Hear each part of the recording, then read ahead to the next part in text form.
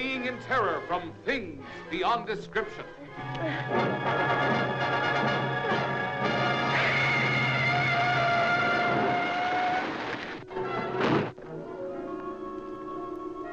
Who are you?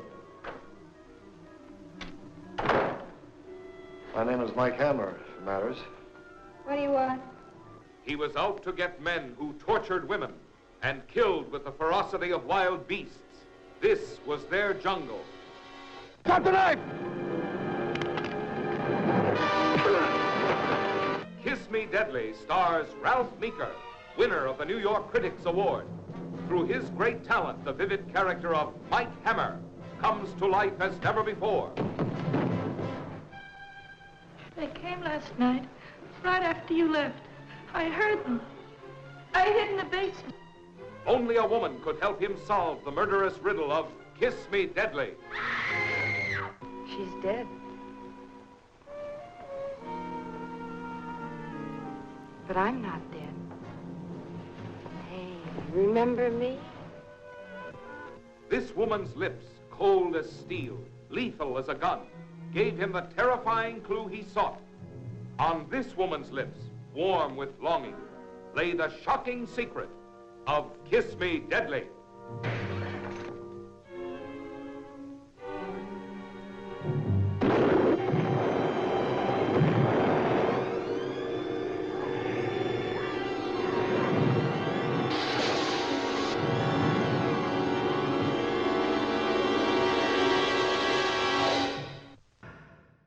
The following is a paid advertisement. Really? A paid advertisement? Wait, the B-Movie Cast got paid? Yes, the following is a paid advertisement. This episode of the B-Movie Cast is brought to you by the estate planning services of Twyla Minear Brooks, attorney at law. Remember, when the zombie apocalypse comes, things will move pretty fast. The body should be disposed of at once, preferably by cremation. Well, how long after death, then, does the body become reactivated? It's only a matter of minutes. Minutes? Well, that doesn't give people time to make any arrangements. Oh, you're right. It doesn't give them time to make funeral arrangements. The bodies must be carried to the street and burned. They must be burned immediately. Soak them with gasoline and burn them. The bereaved will have to forego the dubious comforts that a funeral service will give. They're just dead flesh and dangerous. So don't leave your estate planning needs until the last minute, because you don't know when that last minute could come.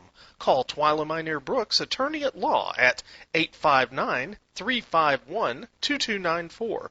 That's 859-351-2294. Remember, when you go, you don't want people saying, "Yeah, they're dead. They're all messed up." Twyla Minear Brooks, attorney at law, is licensed for practice in the state of Kentucky. Consult your local attorney for matters outside of the state of Kentucky. Command Mark, the time will be running at X-20 seconds. Mark, 5, 4, 3, 2, 1, fire.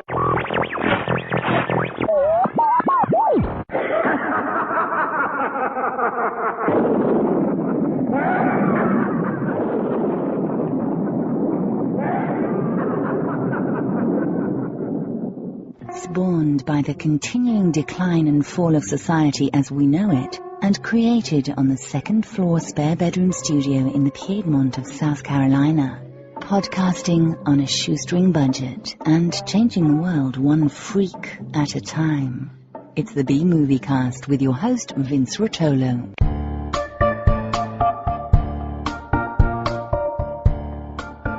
From coast to coast and worldwide via the internet, this is the B-Movie Cast, the podcast of unusual film and television. Hi, guys, and welcome back again to the B-Movie Clubhouse for episode 514 of the B-Movie Cast. Before I go any farther, I want to get our contact information out of the way. We love hearing from all of you, so we have a feedback segment devoted to your comments and suggestions, and this is how you can contact us. Option 1, pick up your phone and dial 888-936-0808. This is a toll-free number and a very easy way to leave a voice message. Option 2, you can make your own MP3 file and send it in to bmoviecast@gmail.com. Or use your smartphone voice software and record a call, then just send that in as an attachment instead. Or option 3, if you're not into talking, you can just shoot us an email to bmoviecast@gmail.com. Our website is bmoviecast.com, where you can subscribe to the podcast. It's free, and there you can join us on the Facebook B-Moviecast fan page and letterbox. Also, you can play the contest by sending in your answer by email to bmoviecast@gmail.com with contest in the subject line. And check out the links while you're there, or buy a t-shirt. I currently have smalls to 4X's. If you want to help us financially, there's a donation box you can click on as a supporter on the Lugosi, Karloff, Agar, and the infamous Xanadu level through PayPal. Also, the easiest way to donate is to click on the Amazon bar on the right side of our homepage. This Amazon link will take you to Amazon.com to make your purchase. It doesn't cost you anything, and you can still log into your personal accounts when you get there. It's completely private, so think about us before you buy online. We have our co-host from Lexington, Kentucky, author, editor, screenwriter, film producer, Nic Brown. He has a new website, and it is authornicbrown.com. That's authornicbrown.com. He's the author of the Werewolf for Hire series starting with Blood Curse. He's also selling a series of books in collaboration with his wife, Fiona Young Brown, called the B-Movie Cookbooks. All of these are available on Amazon. He has produced 3 movies. The first 2 are Wretch and Loss Prevention, both of which could be ordered on Blu-ray or DVD through Amazon. And he is also the producer of the award-winning film Fall of Usher, which is now available for purchase or rental on iTunes and Amazon streaming. Also joining us today is a fan favorite, the extraordinary photographer and our good friend from London, Mark Mawston. His website is markmawston.com. That's MarkMawston. You can also buy his work on rockarchive.com, the world's finest print archive specializing in rock and roll imagery, featuring some of the most famous rock photographers on the planet. Mark's photographs have been featured in many of the leading titles in the music press, such as Mojo, OMM, and Music Collector. His work can also be seen in books such as I Was There, 50 Gigs That Changed the World, as well as most of the leading nationals, such as The Times, The Guardian, The Telegraph, and The Independent. The movie we're doing today is the 1955 film noir thriller called Kiss Me Deadly. It was very, very, very, very loosely adapted from the 1952 Mike Hammer, Mickey Spillane crime novel Kiss Me Deadly, and the novel has an apostrophe in it. That's how you can tell the difference between the movie and the novel. Contemporary film scholars have named Kiss Me Deadly as one of the most influential embodiments of American film noir, with praise for its bleak and nihilistic tone. It even has an entry in the Encyclopedia of Science Fiction. Francois Truffaut, Jean-Luc Godard, Alex Cox, Quentin Tarantino have all acknowledged its influence on their filmmaking styles. Impressive. This is not a feel-good movie. My biggest problem was how much they changed Mike Hammer's character in the movie adaptation. I expected the hard-boiled 50s macho man's man. But this Hammer carries a gun, he's sleazy, he's a narcissistic bully, he pimps his secretary assistant Velda out as a whore, he seduces and photographs women to blackmail him later. I found a quote by the screenplay writer, Bezrides. Are you talking A.I. Bezrides? Yes, him. Thank you. Sorry, I had to jump in there. I had no idea how to say his name. Thank you. Okay, and I'm going to correct you on one thing. What? He didn't carry a gun. Well, his gun license was revoked at the beginning of the film. Yeah, but see, in other movies, in other novels, he never ever even had a gun. That was like his thing, was he didn't carry a gun. But okay, well, carry on. Okay, the screenwriter said, I wrote it fast because I had contempt for it. Wow. I tell you, Spillane didn't like what I did with his book. I ran into him at a restaurant, and boy, he didn't like me. Yeah, he changed it a lot. Anyway, I watched it streaming on archives.org because I couldn't find it anywhere else. Then at the very ending of the movie, when the house was on fire, I realized I watched this thing years there, ago Tiger. in VIN. Let me just put out a Zardoz right now because this is important. So this is probably one of the first casts where we're ever going to give the ending away at the very beginning. But which one you've watched? Because obviously there are two different endings to this movie. Yeah. And archive.org is not the place to watch this film. The best place to watch this film is a Blu-ray or a DVD from either Criterion or MGM. Because on there, it's got the commentary, it's got everything, and it's got the two different endings on there. So before we go on there, if anyone hasn't seen it, please go and watch it now and then come back to the cast because that's really important. So, Mary, now we've given them the Zardoz moment. Zardoz. Is the movie you watched, is it the one where the house explodes and you think they're in it? No. What, the one that you watched is the one where they escape? They escape and they're in the water watching the house explode. Really interesting. Okay, let's start with this now. So for years, right up until the early 90s, that is not the ending that you could get. The only ending you could get was a butchered ending where the house blew up and you thought they were still inside. Yeah, I read that. Right, so that's in America. In England, we had a completely different film. So we had some of the violence trimmed, especially in the torture scene, which is horrific. I mean, even now you're like, whoa. But which torture scene? At the very beginning? You know, where she's running along at the beginning of the film? Yeah. Yeah. Well, did that not have the torture scene in it, where they got the pliers and they're pulling her teeth out? No. Right. Wait. We did not see her teeth be pulled out. What we saw were her legs she was dangling. We saw her legs and we saw the pliers. And we saw screaming.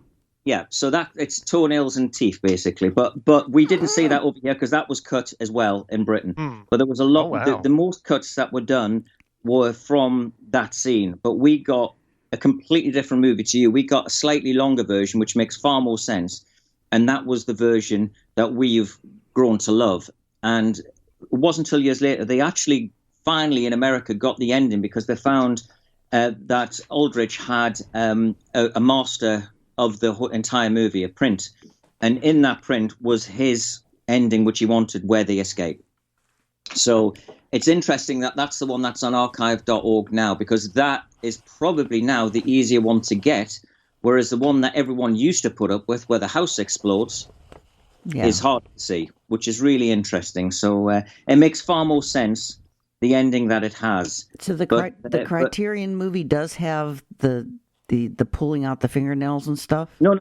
That's just implied. We never got to see that over here. But so I'm thinking, when you said you didn't see the torture scene, the only thing we saw are the horrible screams and her legs dying, and then he says she's basically dead. Right. But it was implied. But there were lots of cuts made specifically to that scene.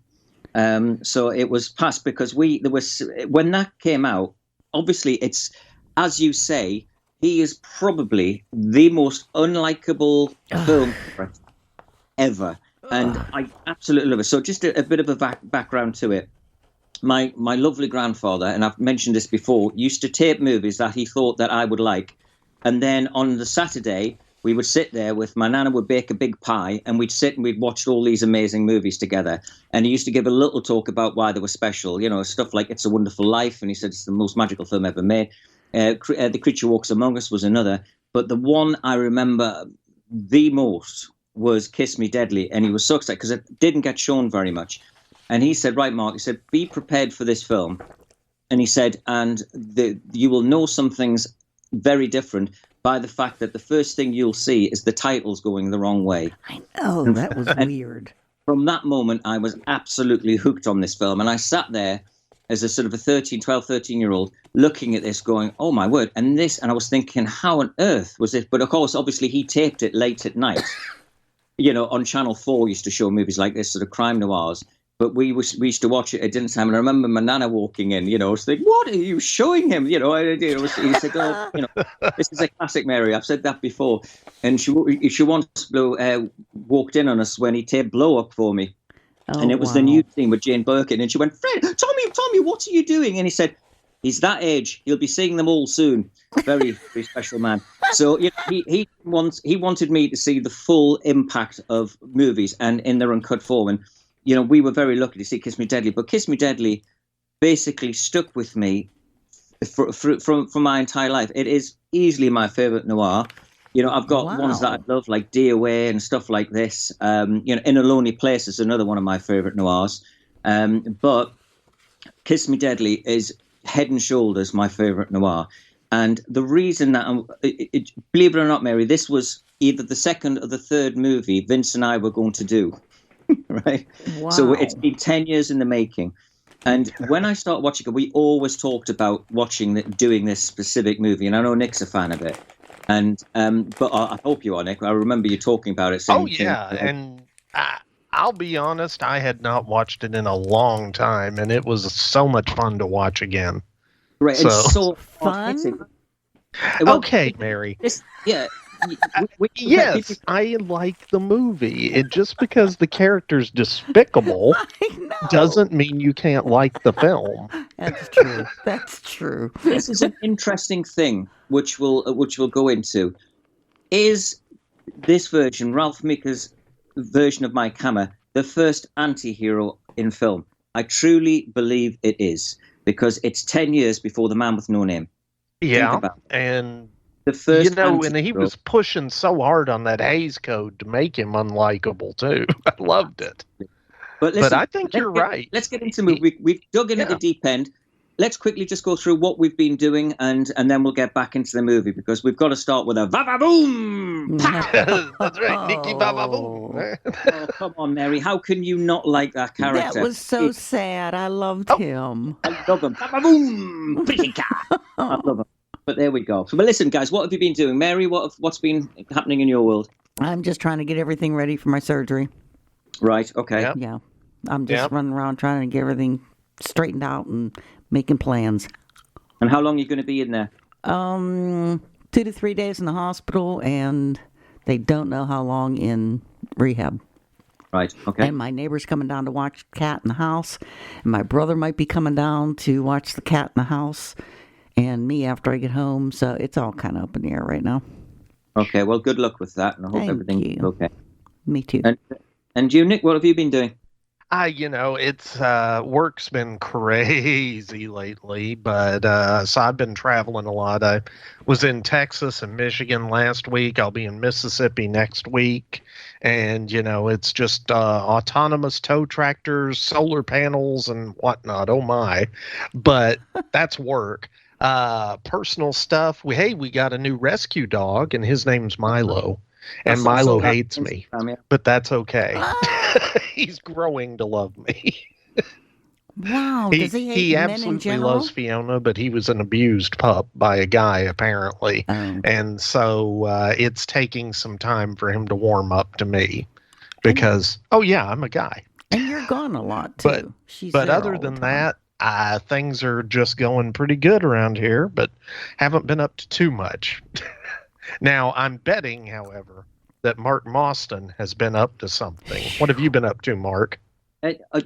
Honestly, it's been the maddest time over the last 2 or 3 months. I mean, we may be moving out of London, which is a huge thing. My wife and my kids are absolutely obsessed with a house in Somerset, which is a 650-year-old bank. It used to be a bank, a house, and it's quite amazing. So we may be moving out because the kids have had enough of London and are really keen to get into the countryside. And this is an amazing place. But we'll talk about that at a different time, because it's quite, because I'd love you to come down there, because it is the picture perfect. It's used in all the period dramas and everything. It's quite an amazing place, this. So we will see. Everything's up in the air. We've got all sorts, all the checks being done and surveys and what have you. So that's all up in the air. The other stuff been doing, obviously, we went to the John Wick world premiere, which was great, and very sadly, obviously, the guy from that died not a few days later, which was shocking. Terrible shame. But Keanu was there wooing the fans, and I had a missed opportunity there because one of my best friends is, I kid you not, the absolute double of Keanu Reeves. Wow. That Dutch guy called Arjen. And I was so desperate to take him and ask him to dress in a black suit so he would go along. Everybody would have been saying there's Keanu Reeves, and I wanted him to. I wanted to have a real fun night of it. Going to the popcorn stand and all this, and sitting just watching people's faces because he's the absolute double of them. But sadly, he had to go to a meeting in Holland, so that's a shame. So I went with another friend, which was quite good. But that was a good night. One of the big ones was I was invited to the 70 years of James Bond at the library, where Ian Fleming used to go, and it was a member of, and so many other people were. The membership for this library, this British library place, which is, it's really strange. You go in there, it looks very interesting from the outside, but you go in and it's just like a walkway. But membership is something like about £4,000 a year, and you go in there and you just basically sit and read. And but it's got all these original manuscripts of £4,000 a year. Yeah, and it goes up. So it goes up. If you're under 24, it's slightly less. Once you hit 24 to 60, it's pretty much of a muchness, in around £4,000, and then it goes slightly down when you're 90, which is very kind of them. But yeah, unbelievable. But the interesting thing was, so I was invited along to take some pics on the night, and it was the Ian Fleming Foundation. So I'd always wanted to look inside this place. Yeah. But obviously, you can't get in normally unless you pay an extortionate amount. But obviously, because of the James Bond thing, I got in for free, which was great. And they had canapes and champagne. They were walking around with that. And Lucy Fleming, who is Ian Fleming's niece, was there. Who's still beautiful. She's lovely. But they had all of Ian Fleming's original, the writings and everything, and the documents that he had. It was just amazing. Wow. And then they had all of the back scenes pictures from like Dr. No and all this kind of stuff. And it was to celebrate 70 years of Casino Royale. So it was an amazing event to be at. I mean, I was quite vocal in my dislike of them changing the books to make them far more presentable, because I said, do you rewrite the Mona Lisa? I'm very against it. Having two versions, if you've got, I hate that term vanilla, I don't like it, but if you don't want to be offended by some of the writings of Fleming from 1953, then read a different book. Yeah. But they are documents of the time. You can't go back. You can't change paintings. Why on earth do you go back and change the original manuscript of the book? I totally understand why it's done, but I think you should have two options, and you should have the version for now, for those who could be offended by the homophobic and the racist stuff. But you should always have the original. I totally agree that some of Fleming is incredibly racist, but it was the time that it was written. Yeah. And certain types of coral were called, the N-word and what have you, because that's what they were called. I totally agree that should be, looked at now and what have you. But don't try and gentrify everything, Try and just keep the option for everyone to watch. So I was quite vocal with that, and I was thinking, well, I might not even get my invite now, because I was against this. And they've changed all the Roald Dahls, specifically Roald Dahls as well. There's been a lot of changes to his dialogue. And I can see this sort of point. I've got a 17-year-old and a 12-year-old who are so aware of stuff. And sometimes it really annoys me. I use the word, like I pointed out that the world is going so mad that they've taken the cigarette out of Paul McCartney's hand on the cover of Abbey Road now. Wow. That's madness. And I called it a fag, and my kids went, "Oh, you can't say that word." And I said, "What?" And I said, "Why can't I say fag?" Which is a Cockney thing for cigarette. Mm-hmm. And I said, "No, we can't have this. I don't want to fall out with you kids." And then I went to a restaurant, and they had faggots on the menu. And of course, I'm not allowed to say that as well. So it's very difficult. But I should get Mauve in here now. No. You see, this is the thing. So she's the voice of the next generation. So you've got to be very careful now. But I wanted the novels left alone. But I'm glad that they've now released them in two different versions. Unlike, I don't know if they've done that with the doll books. I don't think they have. I'm not sure. But you've got to. It's like McCarthyism now for kids, and I just worry that everything's just going just a bit too far now. And like Mauve just coming in now. I totally understand where they're from, and that's what they think. But we grew up in a different time. And we had different words for different things, and we can't go back and change it. And I try to be so careful saying anything now, because I don't want to upset anybody. I know. We've had like fallings out about stuff, and you don't want that to happen. But so I understand it, but up to a point. But anyway, that was a different tangent and a different thing. But we went along. She was there. But what was wonderful was that I was looking around. There was all the Bond stars, people, not so many of the stars, but it was mostly from the writing world. And as usual, I was a bit lost there. And what they've done is to go inside with the coronation of King Charles.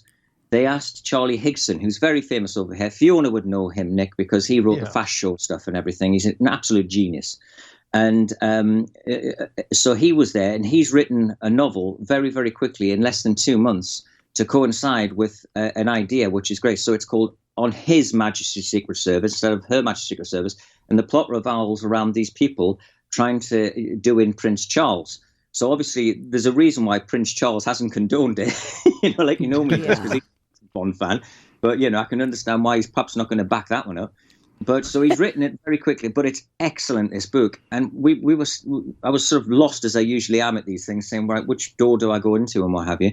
And there's Charlie Higson doing the same thing as me. So I had this lovely chat with the author of the new Bond book going into this event. And he was telling me how quickly he wrote it, and we're standing there having a drink. And I thought, this doesn't happen every day. And I'm very privileged to be able to do this through my photos and my Bond writing and what have you. So it was a lovely thing to be at. But as I was standing there, I looked out the corner of my eye, and there was Simon Williams, who was one of the stars of one of my all-time favourite movies, which is just on the TV on Friday, Blood on Satan's Claw, which is one of my absolute favourite horror films. One of the trilogy of folk horror with the Wicker Man. So it's just absolutely amazing, and Witchfinder General. And I went up to him, and I said, "Oh, wow!" I said, "I'm a massive fan of Blood and Satan's Claw." And rather than talking Bond all night, I was taking pictures of the Bond people, obviously. But we just had this amazing conversation about Blood on Satan's Claw, and I was fascinated, And he said, "Oh, it's so exciting! Someone's asking me about Blood on Satan's Claw," and we were there. And then Lucy Fleming, who basically is the Ian Fleming Foundation, came up and gave him a kiss, and I thought, "What on earth?"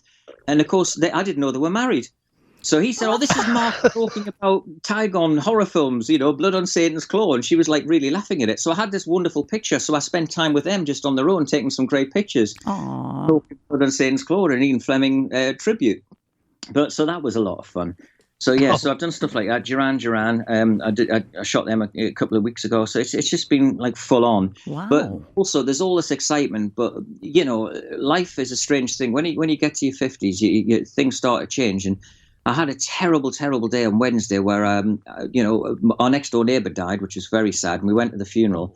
And sometimes when you get those premonitions about there's something not quite right with someone, I don't know if you ever get them, but I totally believe in them.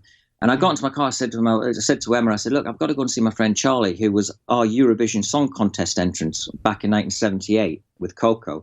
So he's a lovely friend of mine. He headed the Beach Boys fan club, and he's the one who introduced me to Brian Wilson and all the Beach Boys lot. He's a wonderful friend to me.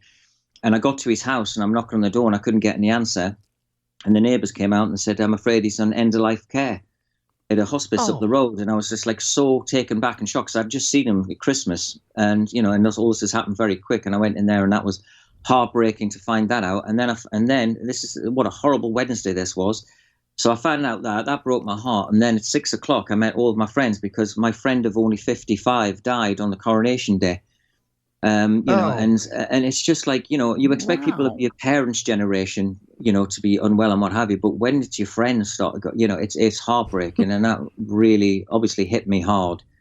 And I went out there, and although we were there for drinks and it was so lovely to see everybody, I just wish it had been in different circumstances. And it's interesting because some of the people who said they put off for years doing it said, this struck us so hard that we realized, we don't have forever, so let's make the most of it. And then they all start to come. So it's really been great for everyone around us to, catch up and be lovely again. But I just wish it had been in different circumstances. So, as life is a roller coaster, and you get, the good with the bad. So although it's been incredibly exciting, this week's been a really hard one for me. A really hard one, because he was such a big friend of mine, and it's devastating. And his funeral's in a couple of weeks. So yeah.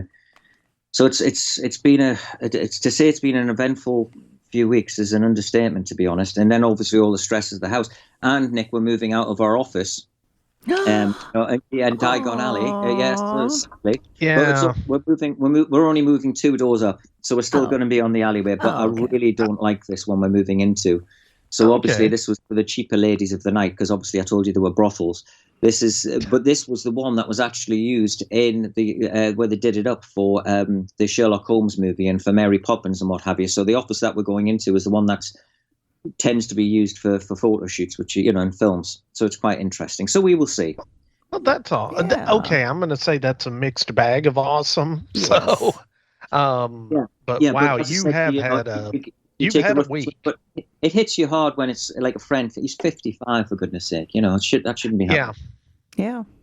No, I just had a friend of mine who I've known for about 30 years. His wife had terminal cancer and was on end-of-life care, and she passed away about a month ago. And so I totally get that. It's been a little bit further back for me, but yeah, and I'm of an age with you, Mark, and I'm starting to see the same thing, and it's a little jarring, to be honest. But it is. But as long as it also makes you want to make the most of your friends. Yes, it does. Yet again, talking about that, I was really hoping that we stood a chance with the Steve Urtlieb interview to try and get something. But fourth time, so that's the fourth time in 6 years I was nominated for a Rondo, which is lovely. But I was hoping, he's such an interesting character. But I didn't actually read the one who won. But it was on Cara Monroe, who's a good friend of mine. So I'm going to have a word with her next time I see her.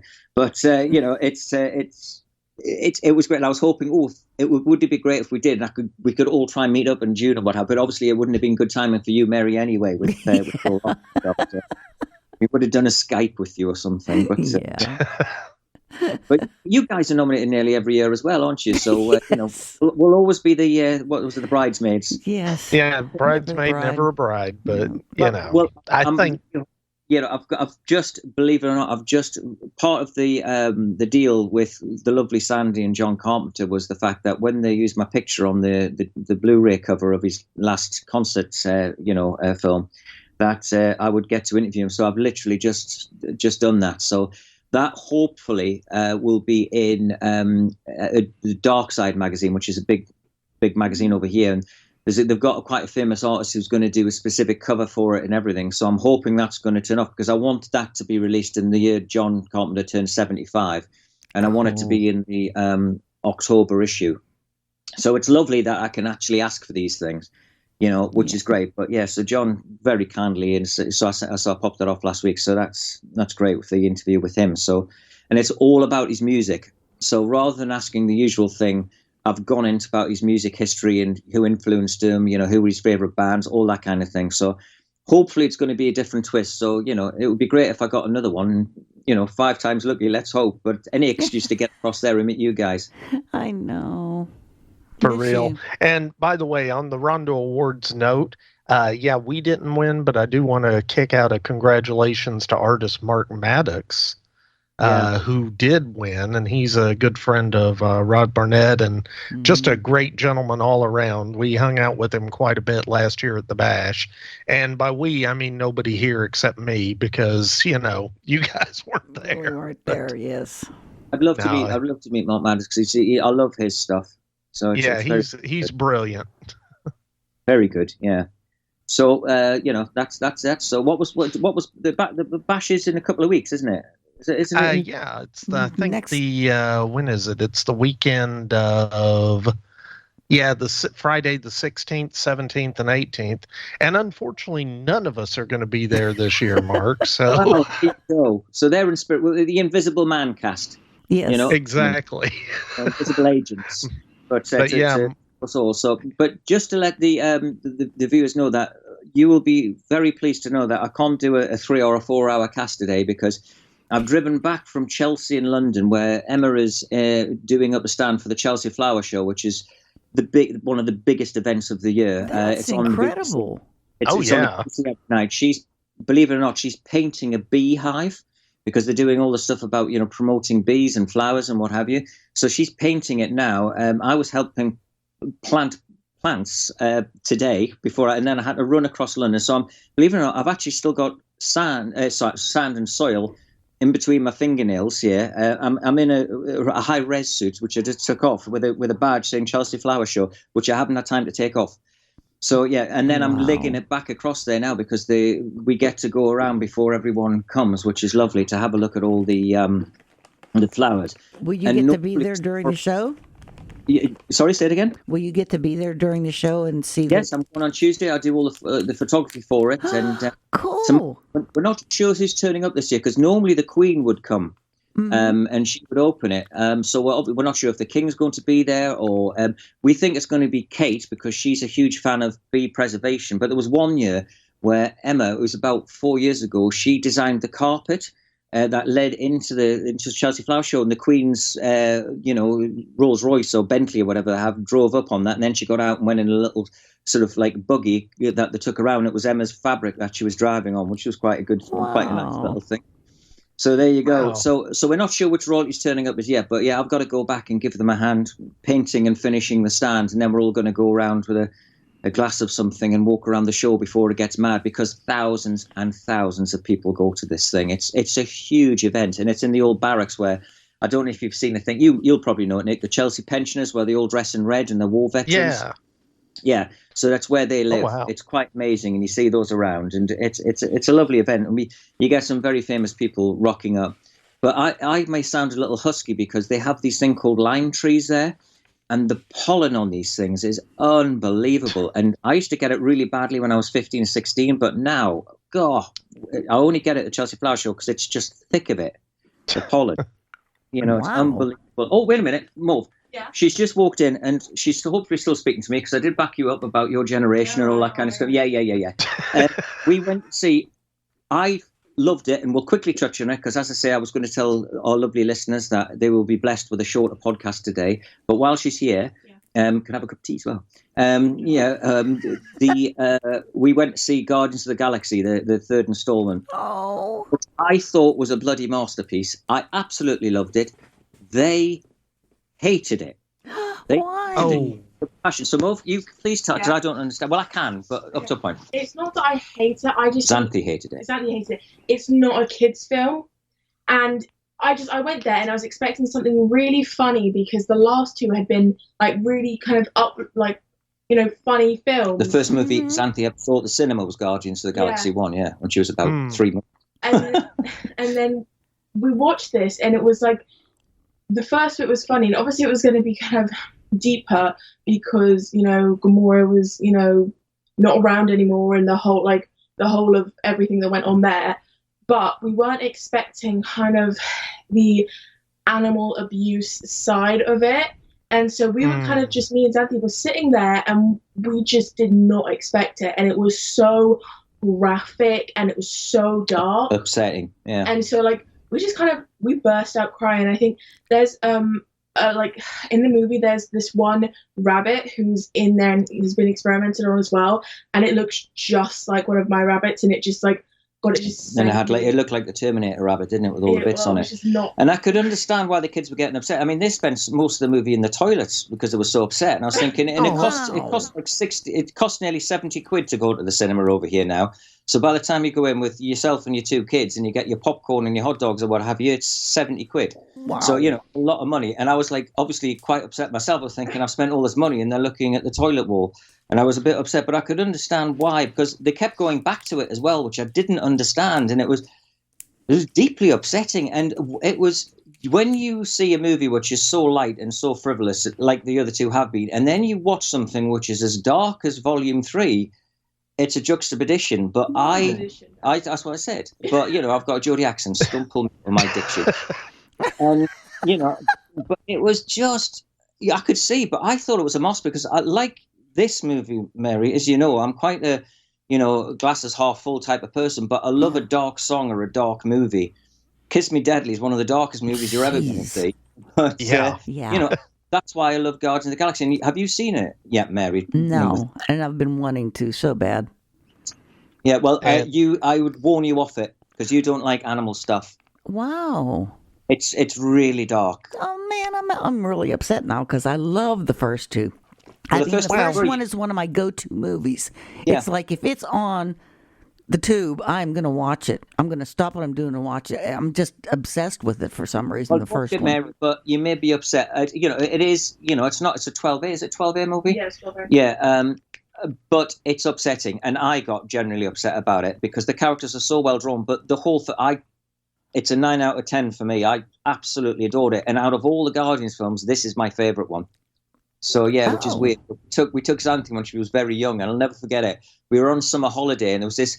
Get this: the cinema was in a garden centre, so you could buy some plants and go into the cinema. It was like in the middle of Cornwall, and I just thought, I'm never not going to go to this. So the old lady who took your tickets was the same lady who then came out with the ice creams. It was just brilliant, and it was in an old, like it was cabin basically, and it was one. So we took her there, and it was the first. But what they did was, because they were a bit fuddy-duddy, they were putting 18 certificate trailers on with Guardians of the Galaxy, and there was one for the In-Betweeners came on, which was so full of sexual content that I looked around and Xanthi was sitting there with like a mouth up, and she was about, what, 2? She was about 2 years old. I was thinking, as I went out, and I said, ladies, just to let you know, I think you better change your trailers for anyone who's got any kids watching this. It was one of those wonderful moments, but it's one of those things where you're never going to forget, your daughter's first time at the cinema. Yours was Wall-E, wasn't it? That was your first, which was amazing because it's silent for the first 20 minutes. Which is probably your love of cinema started right there. Oh, wow. Yeah, it's a sweet film. But there you go. Right, I'm in a rush move, so if I please, because I've been in that and my throat's so dry with that line. Right then, guys. So, so as I said, I've got to leg it back to Chelsea. So let's get back to the wonderful thing that is Kiss Me Deadly. And, as we said, when the movie starts and everything, the titles are backwards, which is used by the wonderful Stanley Kubrick in The Shining as well, which copied this, because he was a huge fan of this film. And Robert Aldrich, to start with. It's a true masterpiece. And, the one thing I love film noir, and I know Vince loved film noir as well, and I know you do as well, Mary, that you can't beat a good film noir. But the reason when I watched this again, I really smiled. And I thought, I know why Vince wanted to do this movie so much. It's amazing. The cars in this film are quite fantastic. The Jaguar at the beginning, and I was so upset when that went over the cliff. Obviously, they didn't, but there's because it exploded for no reason. But the cars are wonderful. But and I was just laughing, thinking, all right, now I know why Vince loved this film so much. Mm-hmm. Yeah, I think that was one reason, but I'm going to be honest. I think the other reason was the what was it? Vi called it the whatchamacallit or the what's it? Yeah, the great thingamajig. So, the great what's it? The great what's it? So that was the first time that was used, and it's been, as I said, used many, many times since. But just while we're on those cars, Mary, I was fascinated. I thought I'll look them up because I'm not sure what that is because I've not seen that car before. And it was a black Corvette. And there was only 4 of those ever made. And if that was to go on sale now, it would be over $100,000. Yeah. I would not be surprised at all. And I recognized it as a Corvette. Now, you said it was black? Yeah. Because sometimes red shows up as black in black and white movies. And I thought it was just going to be a red Corvette. But you're right. It was deeper, darker than what red looks like. Only 4 ever made. 4 ever made in that, and I think there's 1 left. I'm not sure if it's that one or what have you, but they didn't blow it up. So, spoiler alert. But this is the thing: we have to let everyone have the Zardoz moment because we can't talk about this film because it's one of those things. It's like The Damned that we did, and all sorts of Nightbreed. I tend to pick movies to keep. That are butchered beyond belief, and the interesting thing that I found about this was that obviously the French are huge fans of film noir. They love film noir. It's their go-to movie, and they absolutely adore this film. But the interesting thing I found out was that the best version you could see for many years, which wasn't butchered, was the German version. And in the German version, they took a lot of the violence out by Ralph Meeker's character, and made him look nicer. So he wasn't pimping his girlfriend out and doing this, that, and the other. And you've got to remember that this is only 10 years after the war. So for the Germans to actually make an American character look nicer than he was is very strange. That says a lot, actually. Yeah. A lot for it, so it's amazing. And but it wasn't until 1997 that the endings were actually found in Aldrich's personal print. So it's unbelievable that they didn't have it until then, and then when it was reshown, I remember there was a big hoo-ha about it, and they showed it at some film festival, and everyone was up in arms about it. But we here in England had that version for for many, many years. So it's amazing. And but as you said, Mary, it's one of those. I can't believe that this was filmed in 1955 because especially the role of women in it was so strong, and nearly every woman. And get me wrong, or is it me being controversial? But they all seem to be nymphomaniacs. A lot of them. They love to dress up French coat and eat people. Quite in a sort of a femme fatale way. I was amazed at the sexuality in this film. Well, I don't know. They're abused, all of them. So well, this is the thing, and mostly by Mike Hammer, but all of them. It's a very strange thing, but all of them seem to have been turned. But the secretary obviously is obsessed with him, but she was so, sexualized. And it's normally the man who comes to woman, but in this it was tend to be the women who were into Mike Hammer. And let's face it, I have to, hats off to Ralph Mika. He is unbelievably good in this. Oh, yeah. He's so good that I despised him. Well, this is what the whole point was. He wants to play it like that, Mary. And, I mean, the thing that breaks my heart is the fact that an actor looking as good as he did, acting as good as he did, ended up in Food of the Gods, which I have to say is probably a compliment because I love Food of the Gods. But, it's... with Burt Gordon's Food of the Gods. Oh, while I'm on that, I've got to tell you a quick story. So I know I'm in a rush, but I can't not tell a story about Food of the Gods because we may not have read doing it. So we used to have this youth club every Monday, and it used to show, strange films. The guy was amazing. I might have touched on it before. This guy called Dave Hall, and he used to get really strange films in for us, like Communion or, Frenzy or stuff. We were 12. And he used to get all these really dark films in. And then one of the movies he got in was Food of the Gods. And he said, "You're not going to believe what I've got next week." And I said, "What's that?" And he said, "I've got this movie about these giant cocks who eat people." Right?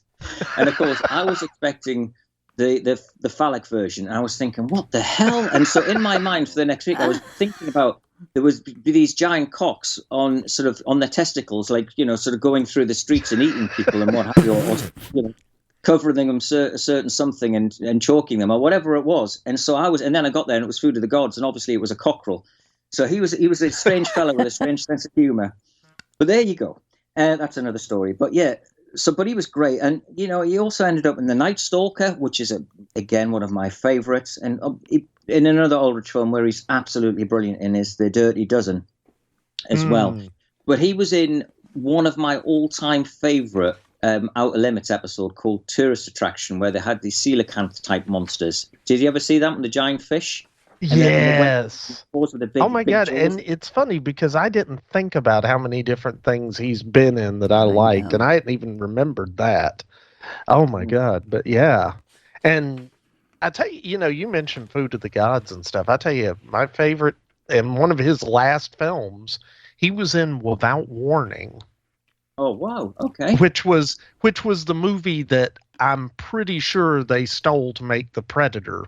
The first 1987 Predator film.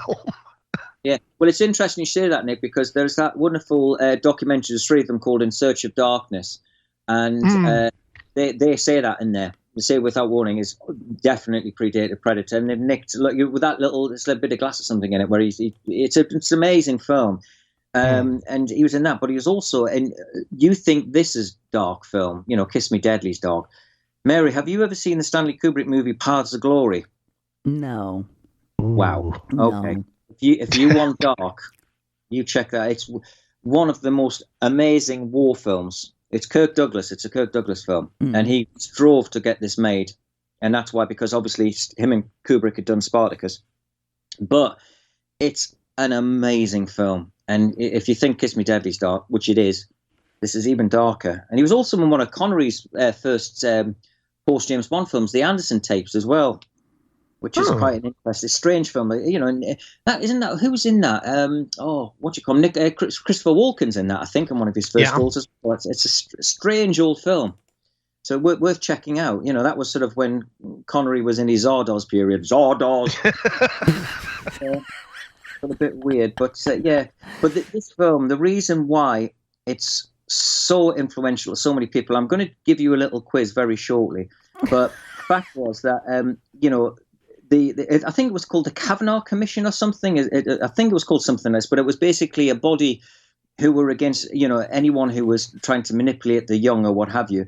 And they said that Kiss Me Deadly was the most corrupting influence on 1950s youngsters in 1955, and it was the number one menace to American youth. Mm-hmm. Can you believe that? It's quite totally amazing. see that. Oh my God. Amazing. And they said it was putting, and it can put bad seeds in, especially, the way he treats women, I suppose, which is really not very pleasant.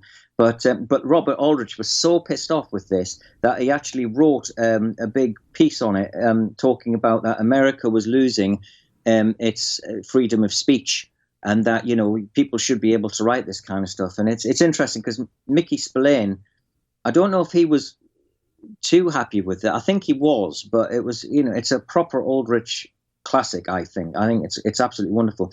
But the one touch that I love that Spillane said, he said that the typeface on the titles, and you sort of kind of touched on this, Mary, the typeface in the titles had to be the same as those that were on the novel, which is a beautiful thing. I think that's great. But, it's one of the most violent movies of the 50s. I mean, you can't believe that this is a 50s film and what they were getting away with. It's incredible. And so much stuff happened right at the edge of the scene. I mean, you had Cloris Leachman getting tortured to death. You had people getting burned alive. I mean, oh my God, Nicky Vavavoom, his end. That was sad. And I used to work on cars sometimes, and I always thought about something like that happening. And by the way, kids, that's why you use jack stands.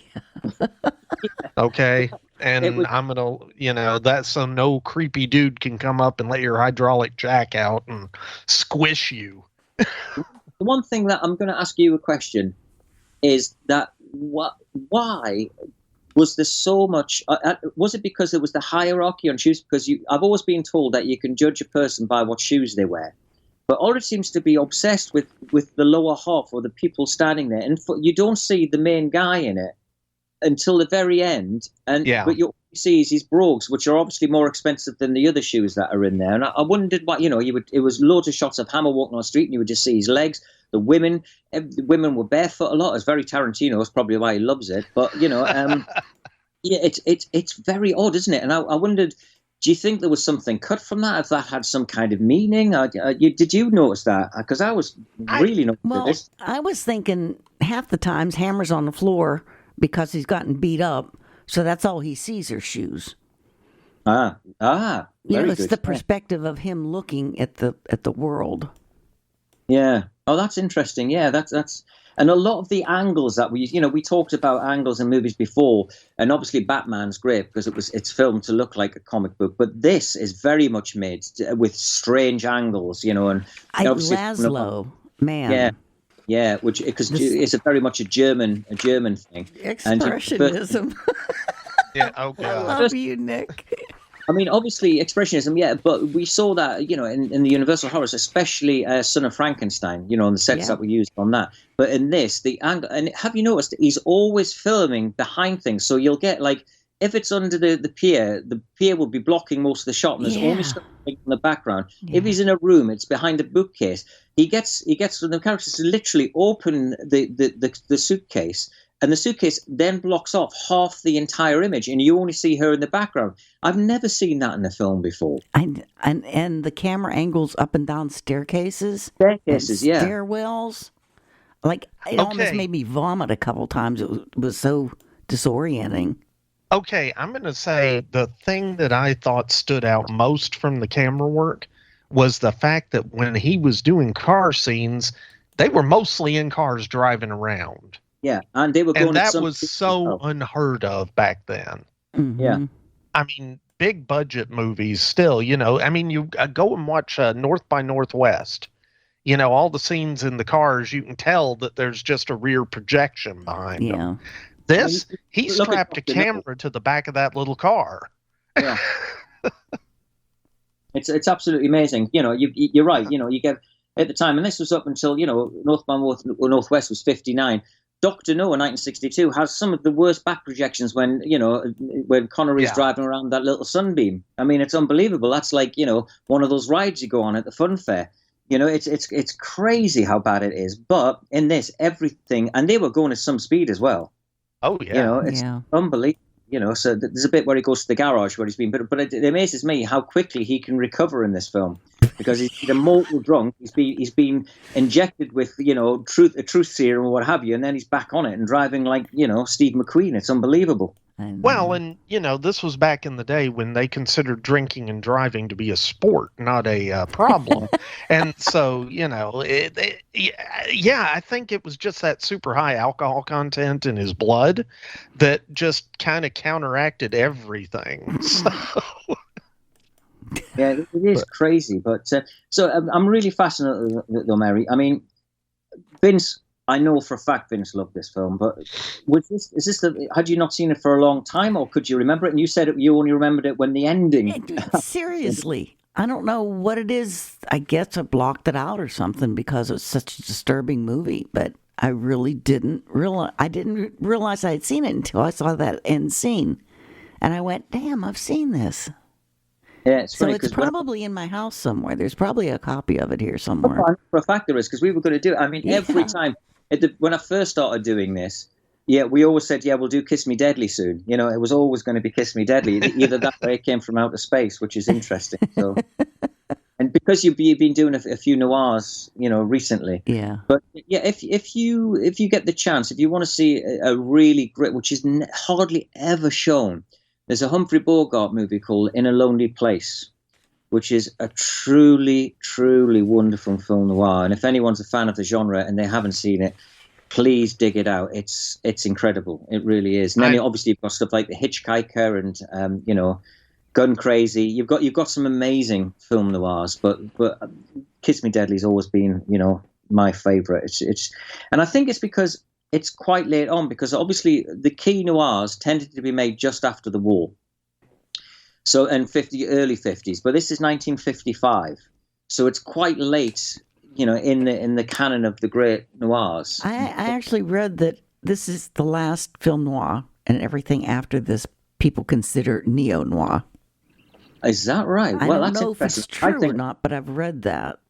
Well, I think it's subjective, but at the same time, I could see that because this also it was the twist where they took traditional film noir and they threw in this science fiction-y element. Yeah. And it just sort of comes, and it literally just sort of comes in from out of left field. You go through the first 2 acts of the film, and it's just this fairly straightforward, if convoluted at the same time, detective story in film noir. And then all of a sudden, he finds the MacGuffin. And, it's just bam. It's straight out of science fiction, some of the stuff that happens. Yeah, that's a big twist. It's huge. It turns from a noir film into a science fiction movie. Mm-hmm. Or, an anti-Reds Under the Bed movie as well. That it could be classed as. It's just that perfect encapsulation of the time. But the thing that I loved, and we'll get onto this, we might as well talk about it now because we've already said at the end of the movie, you need to watch either version. I personally think that the longer version is far better and holds up far better, where they're in the water, and the fact that but the MacGuffin, which is what this is, which North by was the great thing, which you go, what have you, the great what's it as it's called here, it's a fascinating thing because you never know what it is. But before we go on to that, we'll leave that just a little while, because there are movies which have literally lifted it lock, stock, and barrel, and I just want to go through those with you. Oh yeah. But the fact is that I love the fact that the great what's it is actually a quote from the dialogue in this film. And some of the dialogue in this film is absolutely amazing, and and it says that they're the ones who want to kill people for the great what's it. Does it exist? Everyone's involved with it. What is it? It's just a fruitless search for what. So the great what's it is the great example of the MacGuffin, where there was something in the plot, and as Hitchcock said, he loved to have a MacGuffin, which was putting you on the wrong foot. But the interesting thing about was that you never know what the MacGuffin is, which is truly, truly wonderful. But we can talk about that, and let's leave that just a little while, because I want you to tell me what you think it is, because I loved what my grandpa said it was. And I've always agreed with him ever since. I thought it was great, but for a film to look as good as this, to use the location, and it's the only film, and I just want to touch on this, where you can see graffiti on walls. So it was obviously filmed in quite a rough area of where it was. And it's the only 50s movie where I've actually seen, like scrolls on walls and people's names and stuff. Because, you've got like It Came From Outer Space and what have you, where it's the picture perfect town. It's like Santa Mira and Invasion of the Body Snatchers. But there's like writing on the wall and Jeff was here and all this kind of stuff. And I thought it was really interesting. That bit where he's being tailed and he hits that guy and he falls down the stairs. It's just like, wow, how rough is this? And again, I think the stairs in that film that we touched on in Game of Death, but I think that was. Have you seen John Wick 4 yet, guys? Have you seen it yet? No. So don't spoil that one either. It's now been, there's someone over here said it was the Citizen Kane of action movies. Wow.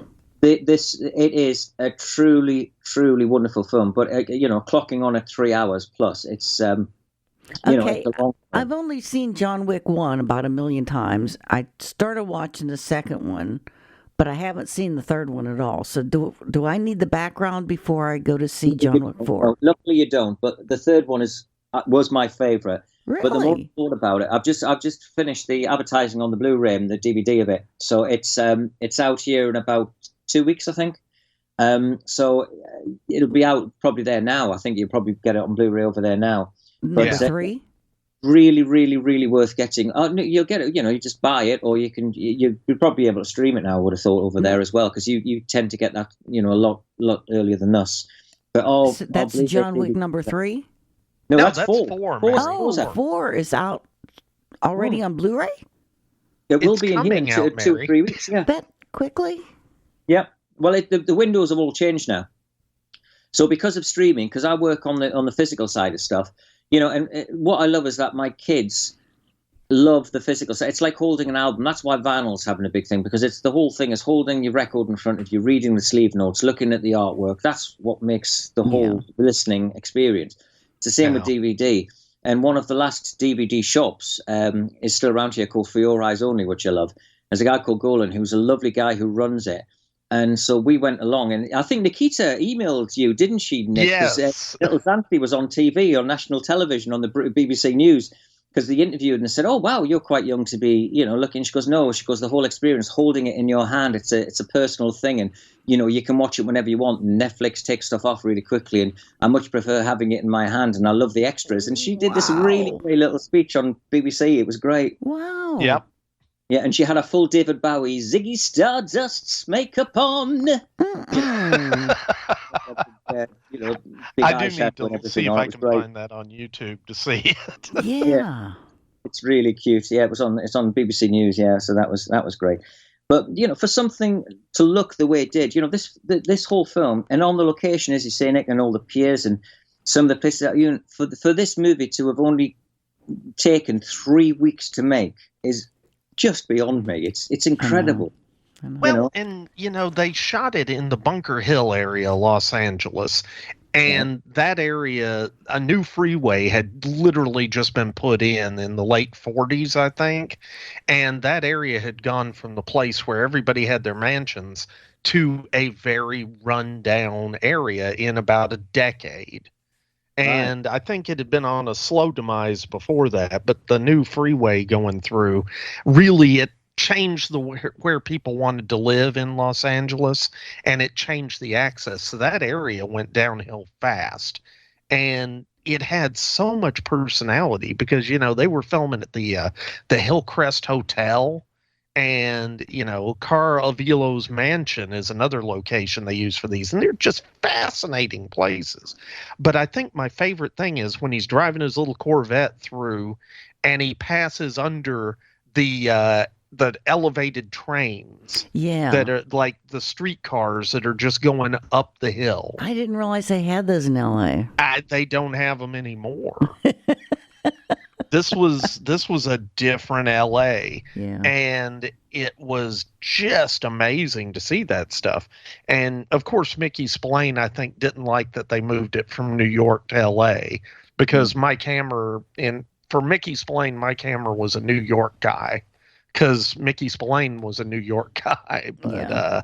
But those locations were perfect. I have a list of them, so I think that would be so cool to like go to LA and just go to all these locations. I don't think most of them are still around. Well, the Hollywood Athletic Club is.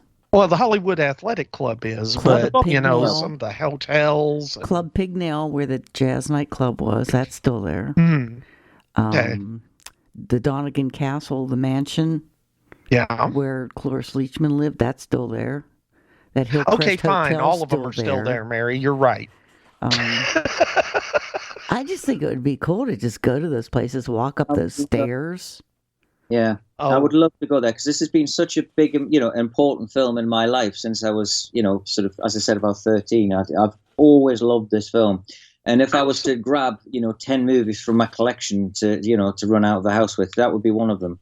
Because it's just so important. I've been such a big fan of noir and everything. But, for a film that only took 3 weeks to make, it was selected for the preservation by the Library of Congress, which is really cool. That's something that quick. But, there's movies which I think have also been made. I think Narrow Margin was the same, which is another really great film noir. Love Narrow Margin. We just did that one. Yeah, really, really very well as well. I love Narrow Margin. I love that one, yeah.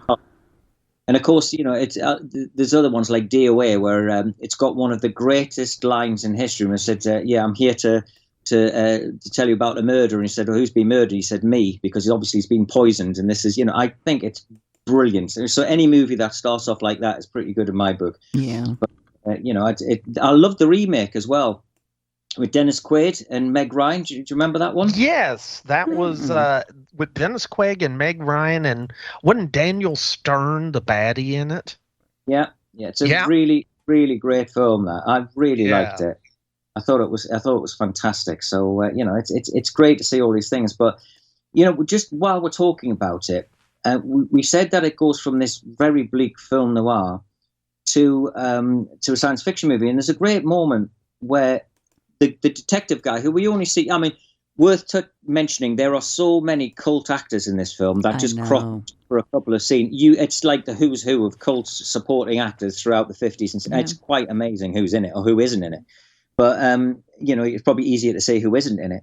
But there's a bit where the detective comes in, and he just turns around and he looks down and he sees the burn mark on Hammer's arm, and he knows that he's found the great what's it, and he looks at him and he looks up at him and he says, and then he goes into the speech and he says, you've heard about the Manhattan Project, you've heard about Las Alamos, and you've heard about Trinity, it's classified. And that's when Hammer, you can just see the absolute horror on his face, because he realizes that this is not like gold or what have you in this. There's something very, very odd. And the fact that he's mentioned the Manhattan Project, the fact, time travel, alien life form, everything changes. And that's when it sort of turns on its head and becomes, a Reds Under the Bed science fiction movie. Yeah. At that point, it's quite. And that's the point where he realizes that he went out there for greed.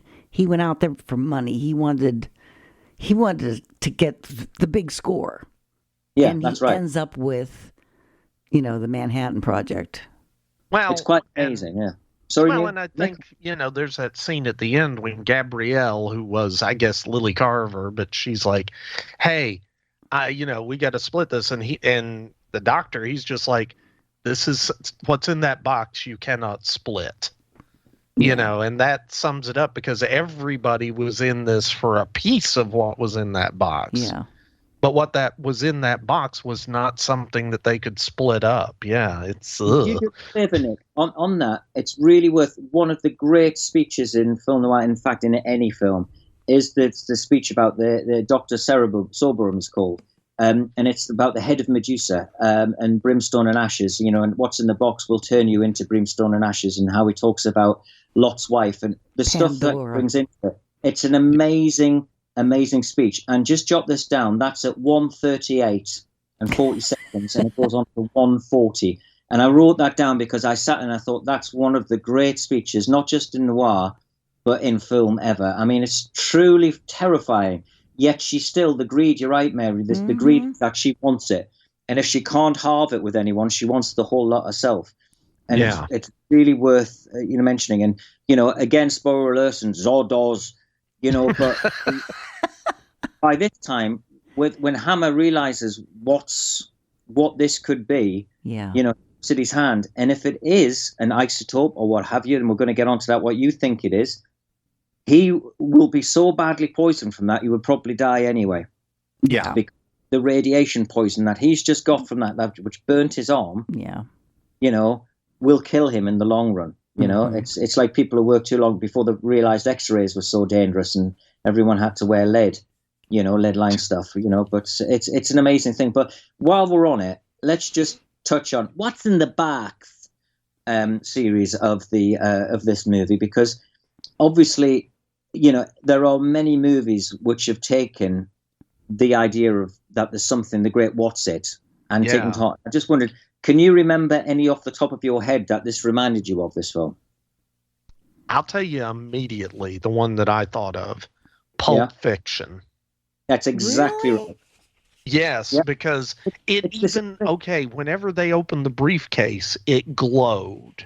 Glows, yeah. Now, the difference is nobody burst into flames when they looked at it.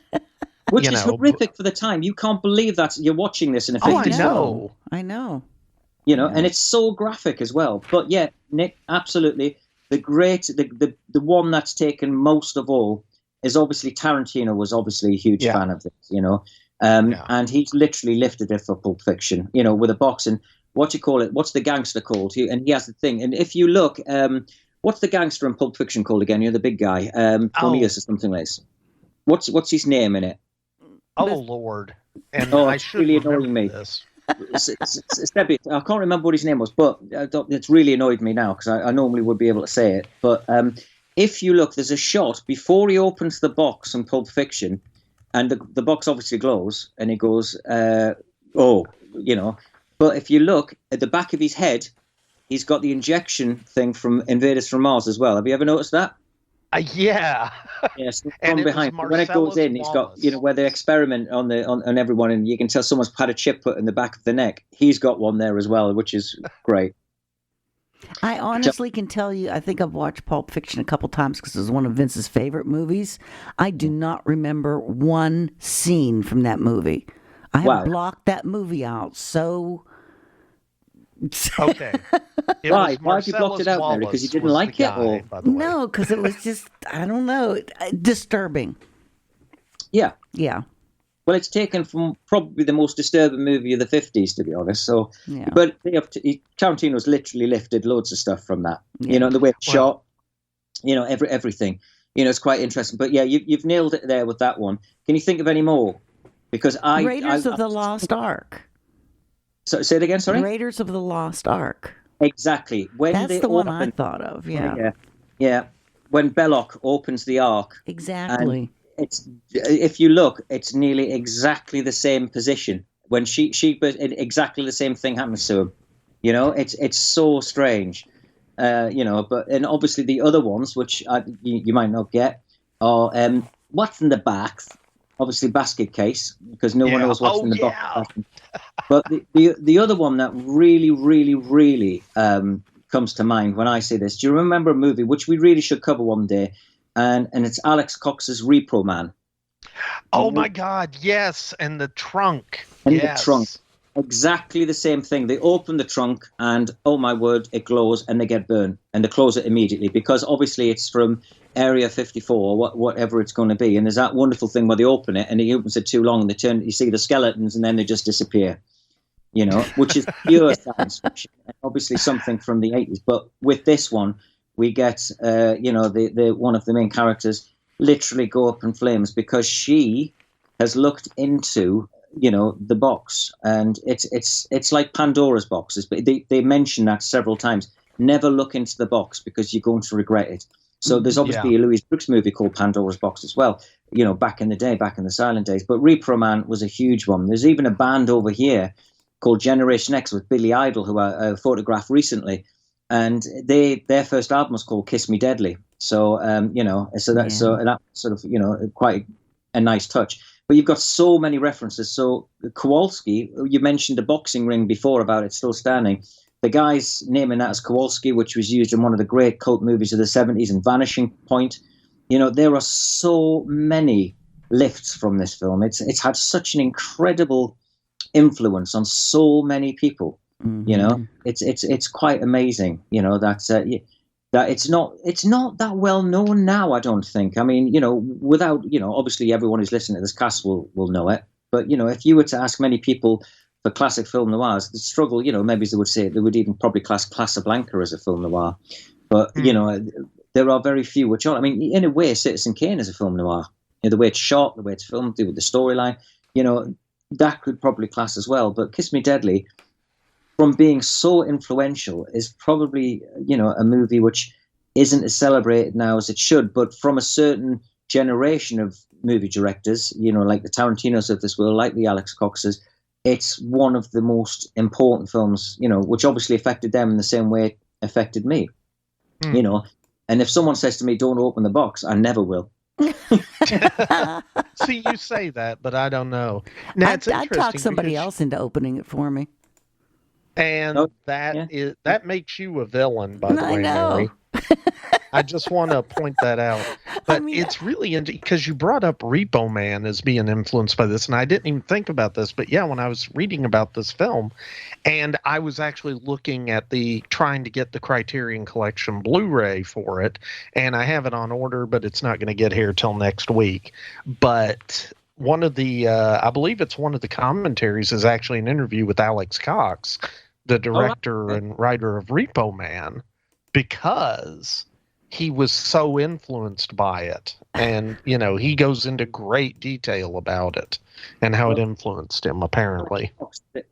Like myself and Dave and, anyone who's over here who watch, any kind of horror, science fiction, strange cult film, Alex Cox was the daddy, because on a Sunday night, there was a thing on called Videodrome. And Alex Cox will come in. And have you seen Alex Cox? He's like a skeletal, sort of amazingly deep-voiced, incredibly looking guy. But his knowledge of film was great. And he just draws you in with his voice. And he used to have a Videodrome every Sunday night on BBC Two. And they would show 2 films. And they would show 2 amazing cult films. And Alex Cox would do a 10-minute intro to each of the films, why they're important, and what have you. So he is like adored by people of my age. Alex Cox is the daddy when it comes to great icons and people who, a bit like your horror hosts. We didn't get too many horror hosts over here. We didn't get that, although recently I told you last time that Carol Monroe is doing it over here on a thing called Talking Pictures TV, and she introduces 3 movies on a Friday night, which is great, and they're all cult films or horror, what have you, and it was lovely. And I said to her last time I saw her, I said, I'll let, if I know the movie's okay, I'll let Xanthi watch it with me. And she says, "Oh, can you tell Karen I love Dr. Phibes?" So I saw Karen. I said, "Could you tell?" And then a couple of weeks later, we're sitting, and then I thought, "Is this a fever dream?" I was about to nod off because I'd been out with some friends, and it was quite late. But I was listening to Caroline, what she had to say, and then she goes, "Oh, hi, I just want to say hello to Xanthi. Hi, Xanthi. Your dad says he watches this. I hope you love these films." And I understand you like, and I imagine that. So she was absolutely made up. So that was great that Carol Monroe actually did a shout out for Xanthi on, Talking Pictures. How cool. Right. Yeah, it's called the Cellar Club. It's great. It's really great. So she introduces so many people. But yeah, that's why Alex Cox through Videodrome was always, and he was the first person to put The Wicker Man uncut. He's truly great. And he's a great director as well. And Repo Man's a real movie of its time. It's fantastic. Absolutely fantastic. But of course, in the novel, it's got nothing to do with the Great What's It or anything. It's just mostly narcotics. It's got nothing to do with nuclear devices or anything, Yeah. But while we're on it, and, we've said the movies that, are influenced by it, what do you think is in the box? Mary? I don't have a clue. Seriously, I cannot think of any kind of isotope that could be sitting in a box that would make the box hot, that would glow, that would explode when it hits air. I mean, I can't think of anything that would do that.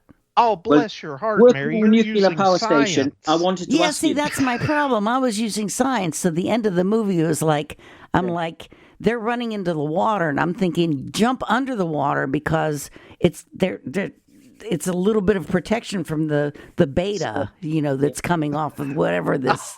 I mean, that's where my brain went, and it was like drove me crazy. It really drove me crazy.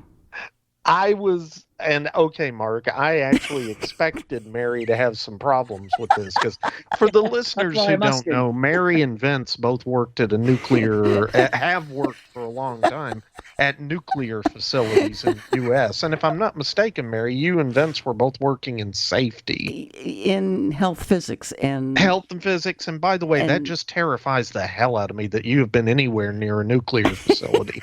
But I digress. No, I kind of thought, oh man, Mary is, this is going to be fun for Mary. But you're assuming, by the way, that it is just an isotope. Okay? Yeah. See, my thought is it's a device.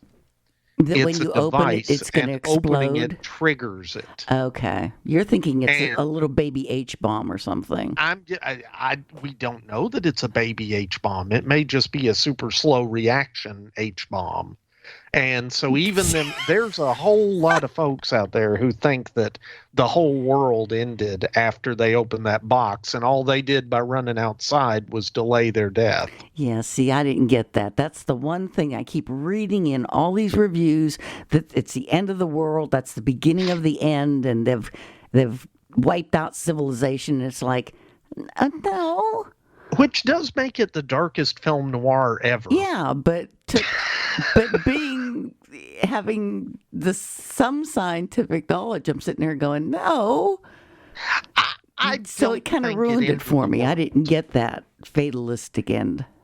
I don't think it ended the world, but I'm not convinced it didn't blow L.A. up. So, that's... It probably already killed Mike Hammer and anyone who's been near it because of the radiation poisoning.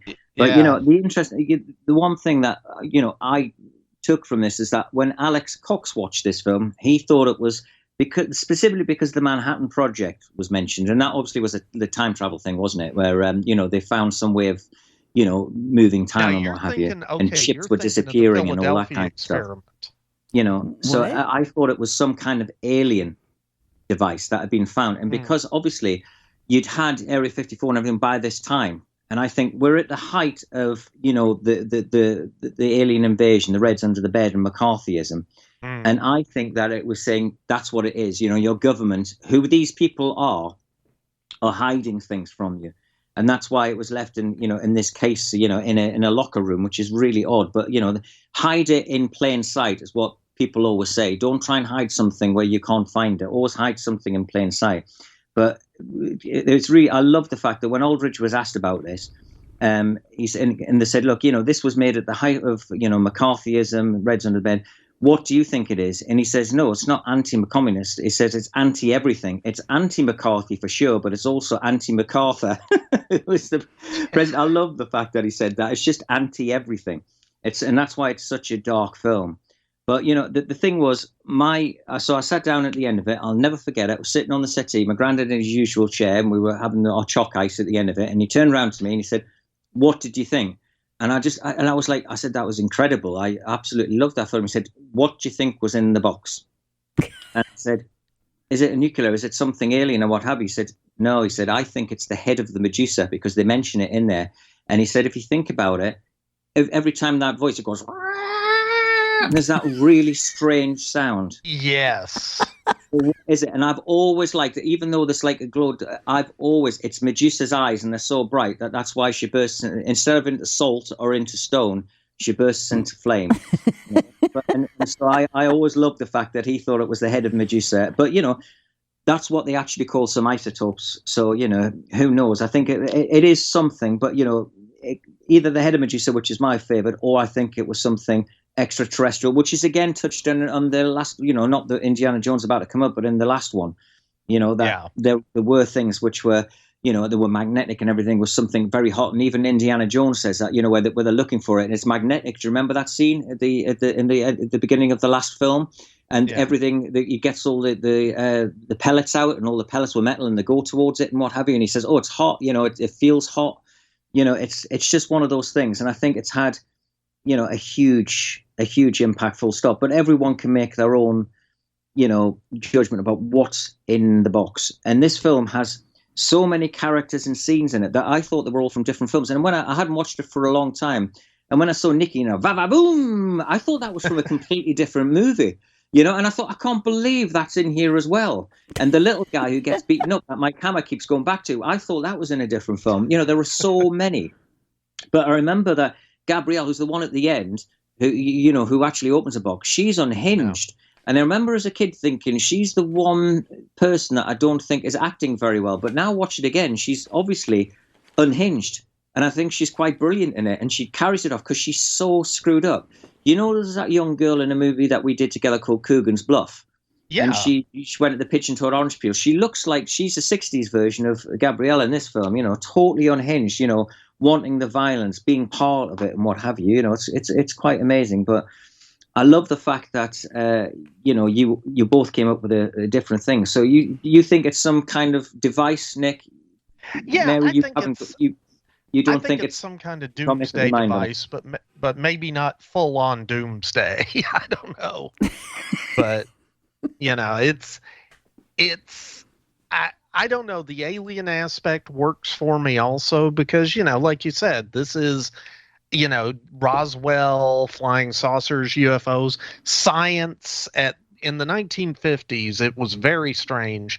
Science went from being the thing that will save us to being the thing that will kill us. Yeah. You know, giant bugs, aliens, what have you. Mm-hmm. Science was, I mean, hell, it even turned Michael Landon into a teenage werewolf. You know, that wasn't a curse. That was science. So, that's really interesting, yeah. And of course, you know, it was the New World, and that's probably why it was attacked so much with, you know, by the Catholic Legions of Decency, you know. Yeah. And they submitted, they wanted 60 cuts taken out of this film. 60. You know, because it was you know, so dark, you know, and that's what it was like then, you know. But it's so interesting that it affected, you know, lots of people, and people thought it was, you know, the kind of movie now where I've said it a few times, you know, you feel like you need a shower after watching it, you know, but that's obviously how they felt about it. But it was just the whole thing was, it was like a dream. And, you know, at first I thought, is this going to be a dream? It's one of those films that is so dreamlike. Is it going to be a dream? And the fact that they used the Rossetti poem, the Christina Rossetti poem, Remember Me, you know, I thought, wow, okay, what exactly has that got to do? And there's a very famous, and I don't know if this is true or not, but Rossetti was a wonderful, wonderful, wonderful writer. And she wrote my favorite Christmas carol, In the Bleak Midwinter, which is my favorite Christmas carol. You know, she was quite amazing. And I don't know if this is true or if it's myth or what, but there was years she wrote lots of poems for her husband, and her husband missed the poem so much that he asked after she died for it to be exhumed because she was buried with the poems. And they opened up the coffin, and she was so perfectly preserved that they couldn't believe it. And yet, when they went to take the book of poems out, she crumbled. Whoa! And I don't know if that's, you know, where it says you're going to brimstone and treacle, and he actually says to, you know, that you will turn into brimstone. You know, like basically turn to dust. And I don't know if that had something to do with that. But, you know, and to this day, I've never been able to ascertain if this was real. But that's a story that someone told me when I was a kid that just stuck with me all of my life. The fact that they took the book and they crumbled, you know, and because her love had kept the you know, her visage perfectly preserved. Yet soon it was taken away. She turned into dust, which I always thought was interesting. And I didn't know if that was again another link to the poem, because it didn't really go into it too much. It only gave a few lines of the poem in the book. Yeah, the film, you're right. Oh, you man, know? That's taking it way deep. And I'm curious because I've never read the book. I'm curious if that was something from the original Spillane novel or if that was something straight from the screenwriter. Yeah, straight from the screenwriters, I think that one. Yeah, you know, but Who knows? But it's true. But, the whole film. I mean, I searched for the, because obviously, if I love a movie, the one thing I'm going to do is search out a poster, and it took me something like 25 years to get the poster for this, and I finally ended up in Belgium because it's beautiful. Wow.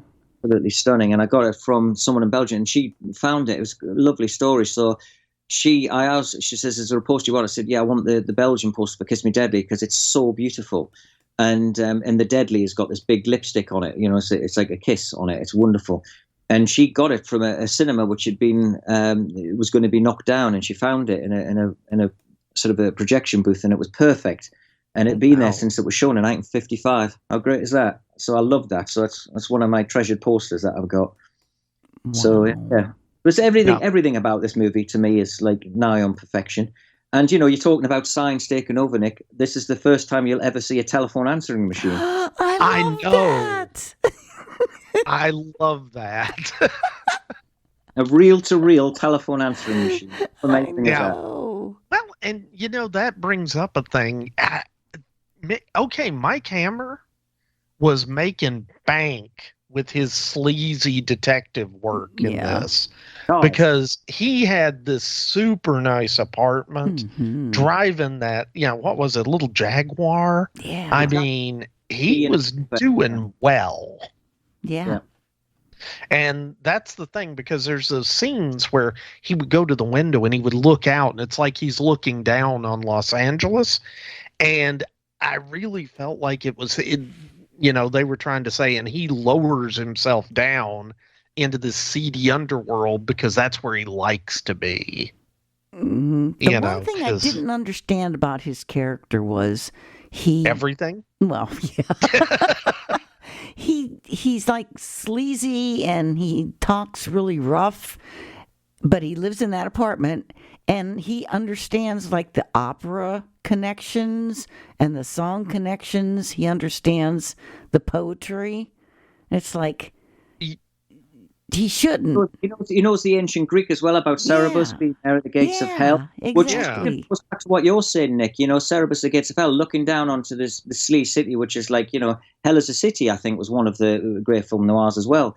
Yeah. And funny enough, there was a very famous film noir with Richard Burton called Night in the City. And you'll see this whole scenes in that film right outside my office with Richard Whitmark and everyone. And he hides in my door in my office, which I bloody loved. I thought that was amazing. Oh, I need to see that. We go to a nightclub just up the road from my office, and it's still there. And you used to have to go down some stairs, and it's underground, and it's like sort of like a beer cellar underground. And in the new office that we're going to, the wall there is the one of the walls from the club they go to. So that's pretty cool. Oh wow! Okay, that's go to. But yeah. What can we say about this? There are so many references, and let's be honest, Hammer is the perfect name for him because he just bangs into anything, doesn't he? He's like, everyone's a nail. Yes. He will hit everything he possibly can. So it's like the perfect name for a character in a book. And there's another thing which I'll never forgive him for. Obviously, his treatment of women was deplorable and everything else. But the fact that he goes into that opera singer's house and breaks his Caruso record. I know. That hurt. What an arsehole. Yes. Yes.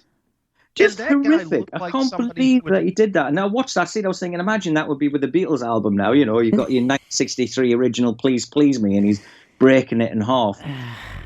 As a record lover, I found that scene very, very hard to take. Yes. But overall, I'm so glad that my granddad introduced me to this film because it stuck with me. And watching it again, I loved it even more. And just what an impactful, but what a dark film this is. It's incredible. Yes. Yeah, and okay, you mentioned that record-breaking thing, and the thing that I really noticed in that. He never even asked the guy any questions, and the guy resisted. I think the opera singer would have told him whatever he wanted without that. And that points to the character of Mike Hammer. He's just like, yeah, I'm just going to start us out on this foot, and it'll just get worse. You're right. Which is why it probably points to all the shots of shoes. Who knows? But when you look at this, with Nick Vavavoom especially and everything, don't you think this is pure Jack Kerouac on film? Yeah, That's a good way to put the it. beat poetry, pretty cat, just everything is just pure Jack Kerouac, and I think it is probably one of the perfect beat movies ever made. Not just a film noir. Now, one thing I've got a question about. So what do you think when he's in the pool house changing, right after he's pretty much almost been sexually assaulted by Friday Avello, Marion Carr's character, and I love that, by the way, but anyway, he goes into there, and the two thugs, Jack Elam's thug and Jack Lambert's thug, they go in after him, and you see it from the floor kind of looking up, and you can just see Mike's feet. As you mentioned, there's a whole lot of feet in this, but I think, was it Sugar comes running up to him and is going to do something, and Mike just does one thing, and you don't know what he did, but that dude just falls on the ground unconscious. Yeah. And, Charlie Max, the Jack Elam thug, who's a pretty tough-looking dude, just turns around and runs. Yeah. And I'm like, what did Mike Hammer do? Well, it's interesting because he actually says that he was out for 4 hours. Later on, he goes back to it, he said, I was out cold for 4 hours. Now, did he hit? I think he might have hit him in the solar plexus or something, which has that effect. Or he could have been one of the first characters to ever use karate. Knocked him out and put him a Vulcan nerve pinch or what have you. But he could have knocked him out with karate. He looks like the kind, and you look at Ralph Mika. You're not going to mess with Ralph Mika. He is a one bulldog of a man. When Ralph Mika hits someone, they ain't going to be getting back up.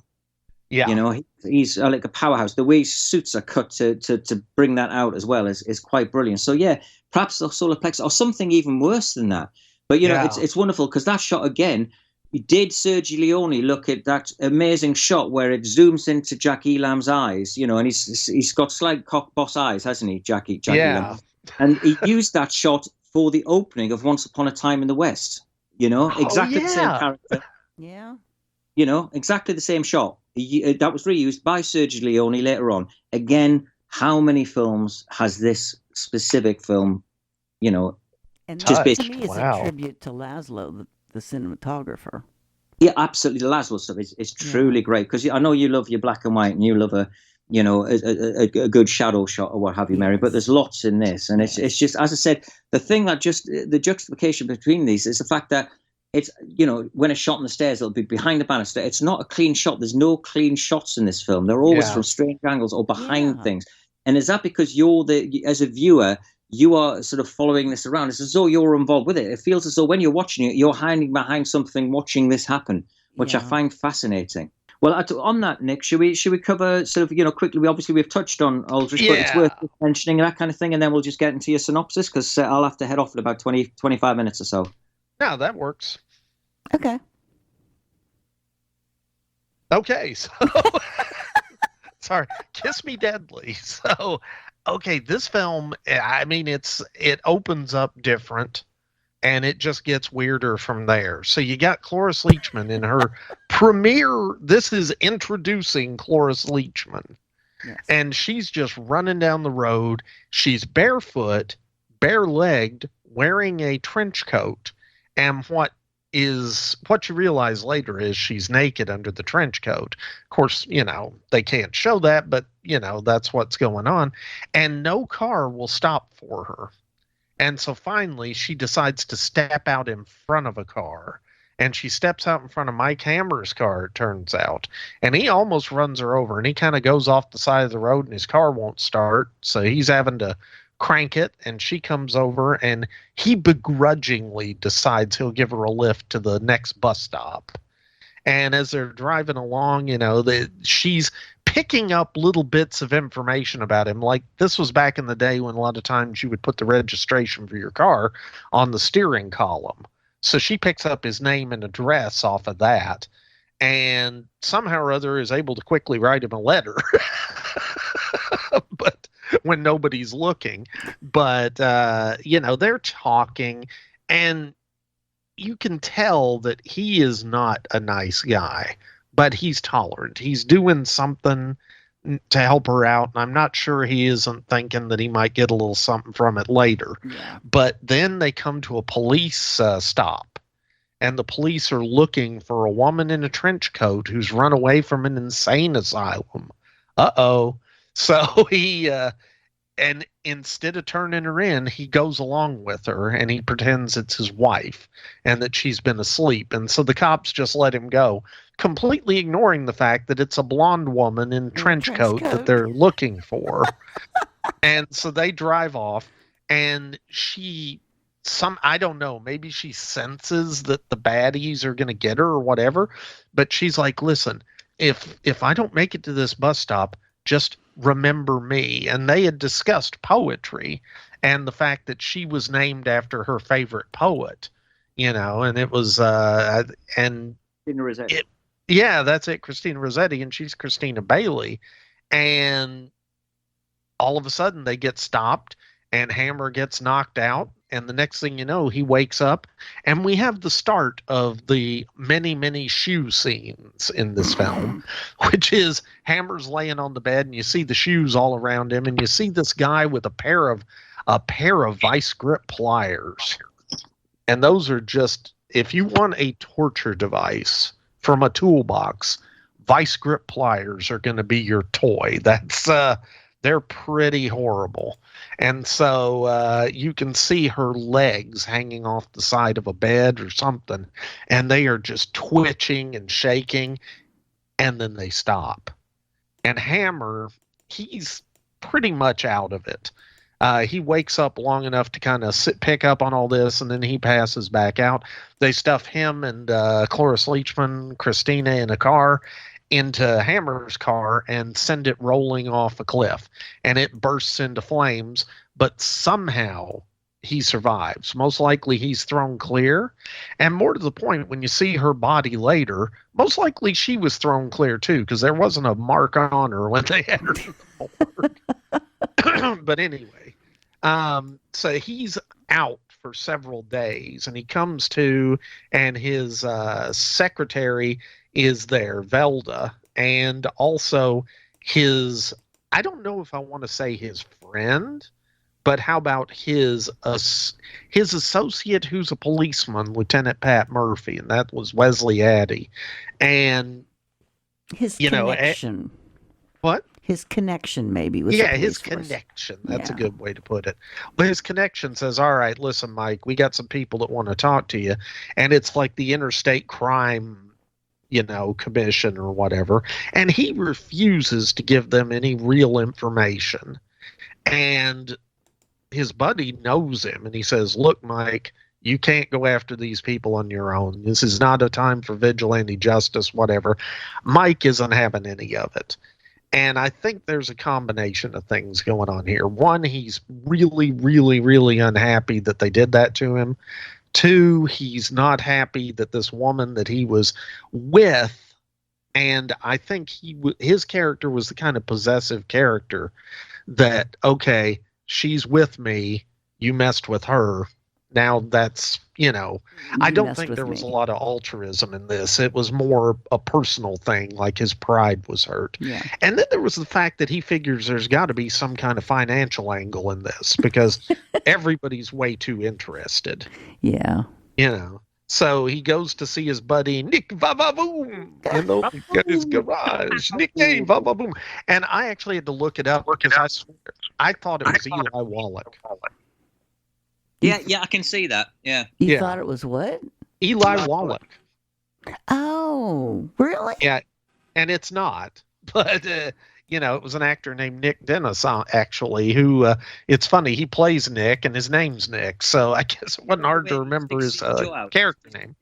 He's got the Italian mannerisms down to a T, the way he sticks his jaw out and the way he puts his lips and, puckers his lips and something. Oh, I thought he was Greek. Oh, yeah. I can see that as well, actually. Yeah, I thought it was Greek, actually, at first. Yeah. I think he's Italian because the way he goes on. Who knows? But he's one of the great characters. Oh, yeah. And he's fun. And, okay, so, he's going to take care of Mike, getting him a car or whatever. Then Mike is starting to poke into all this. And all of a sudden, somebody delivers him a car after leaving him a very threatening voicemail on his answering machine, which that answering machine shows up a bunch in the movie, and I loved it because I was like, they had answering machines in 1955? Wow. I couldn't believe it when I saw it. Yeah, it was great. The fact that it's reel to reel as well is just great. Well, and that tells you how much money Mike had, not just the fact that he had a super nice apartment that overlooked, like the Hollywood area. He also had this reel-to-reel answer machine built into his wall. But Mike, and to set the stage on this, he is a detective, but he's not what would be considered a clean detective. He's a guy who handles divorce cases mostly, and it looks like what happens is a wife wants to divorce her husband, so Mike sends his secretary Velda to seduce the husband, and they get the goods on him. Or a husband wants to divorce his wife, so Mike goes in and seduces the wife, which apparently wouldn't be difficult for him, because we just have to pause for a moment. Every woman he meets in this goes running up to him and tries to have sex with him right there. I know. Which is amazing for 1955 in itself. I mean, and really quite, I was amazed. And they are it's very obvious in a lot of this. And there's times like he goes over to Velda's house and she's, doing ballet for exercise or something. And the camera cuts to him as she's doing it. And you just watch his eyes and he is just scoping her out like she's dinner. I mean, it's, and it's obvious they have a relationship anyway, but his police detective buddy comes over and tells him that he's revoked his PI license and his gun permit until all of this is resolved, because he doesn't want Mike involved. Well, that just makes Mike want to get more involved. Then he gets the present from the ominous message guy, and he looks the car over and he calls Nick Vavavoom up. Nick comes over and he sees there's this really nice Corvette parked out front. I'm going to get in it. Oh, the keys are already here. I'm going to get in it and take it for a little spin.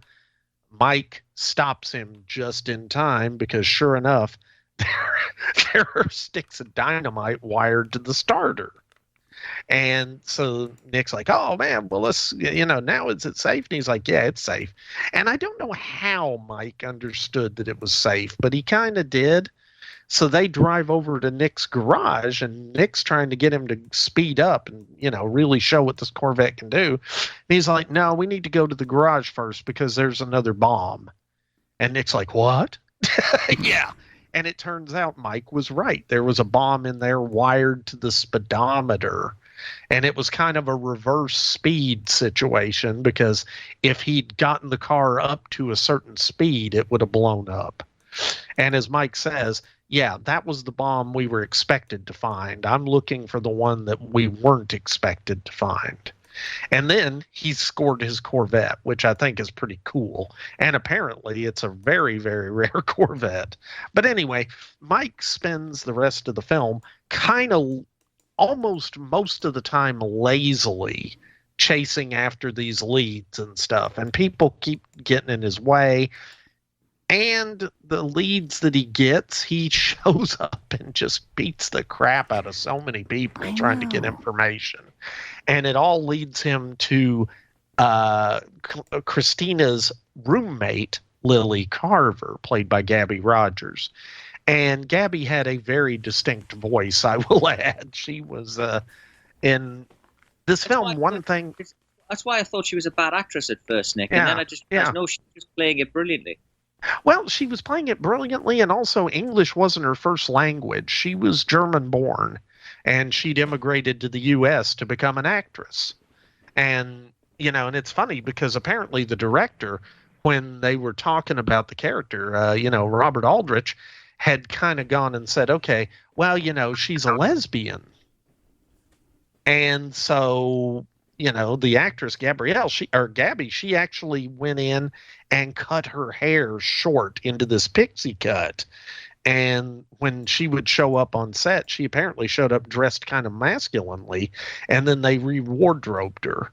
But that was interesting because that's one of the things that was kind of cut out of this, is there was this whole implication that she was maybe Christina's lover too. And I thought that when I was watching that, I picked up on that, and I thought, well, no, perhaps that's just me, but because I thought I didn't get that at all. Well, especially think about this. Christina had a little bird that she kept in a cage, and her roommate, Lily, really liked the bird, apparently. Why did you let it die? Oh, well, I would look at it and it made me think of her. That is not something you do for your roommate's death. That's something you do for a lover's death. That's a good point. That was the thing that ticked me. But anyway, so Lily leads him down a certain set of roads, and he ends up at Carl Avello's house. Okay, wait. Stewart. That scene kind of ticked me to the fact that she's psycho. Well, yeah, there's that too, letting the little bird die. Yeah, but, that's when I started really wondering about her. Point. Now, I love the fact that he shows up at, Carl Avello's house, and Carl is kind of the mob boss of this, right? And he's got his two heavies there. He's got his Charlie Max and Sugar Smallhouse. That's Jack Lambert and Jack Elam. But his sister's also there, and his sister just comes, everybody's hanging out by the pool, and the sister comes walking up as he parks the car, and she's like, "Do I know you?" And when he steps out, and she kisses him. And kisses him hard. And then she just steps back and goes, "Yeah, you don't taste familiar." It's like, whoa, 1955? Where is the Hays Code? Yeah, really. But that's all right. So he ends up... Was that his sister? That was... No, I thought it was his daughter. No, it was his sister. Yeah, I didn't realize that. Okay, you thought it was his daughter, Mary, because movies, especially back then, never paid a lot of attention to age differences. I know. And plus, as we say, every time I watch a TV show from the 70s, the parents who have like toddler kids look like they're almost 60. And, people just aged rough back then. But anyway, so that leads to Mike Hammer using his kung fu grip on one of them, and it also leads to a big scene where we finally see Avello, and Avello's like, "Yeah, so you've gotten in over your head. You think you're out for money. This is way bigger." And he is so polite and smiling the whole time, and that makes him so menacing to me. Yeah. A villain who is talking about killing you while he's smiling like you just gave him $1,000 is scarier to me than an angry mob guy. Just way scarier. A lot of psychos in this movie. Yeah. So anyway, that leads to more running around, and slowly Mike begins to uncover everything. And finally he figures out that Christina sent a letter. It was to him. And so he goes back to get it. Well, Charlie and Sugar are waiting there for him, and they kidnap him. That's when he gets sodium pennethaled up. And one thing leads to another, and he ends up he escapes, and it's the beach house where the climax happens. But he escapes, ends up at the coroner's office, gets the coroner. He actually catches the coroner's hand in a desk drawer and is crushing it. And he's kind of smiling while he's doing it. It's like, Mike Hammer's not nice in this. No. But he gets the key that was... so sleazy, though. He's so sleazy, that coroner. Yeah. He asks for the money. Yeah. He's been in so many films, and he's the voice of Droopy or something. I'm sure he is. He's been in so many films like that. Oh, yeah. But there are very few likable characters in this film. Mm-hmm. Other than Nick Vavavoom, who, by the way, while all this has been happening, the bad guys show up at Nick's place while he's under a car and crush him by lowering the jack.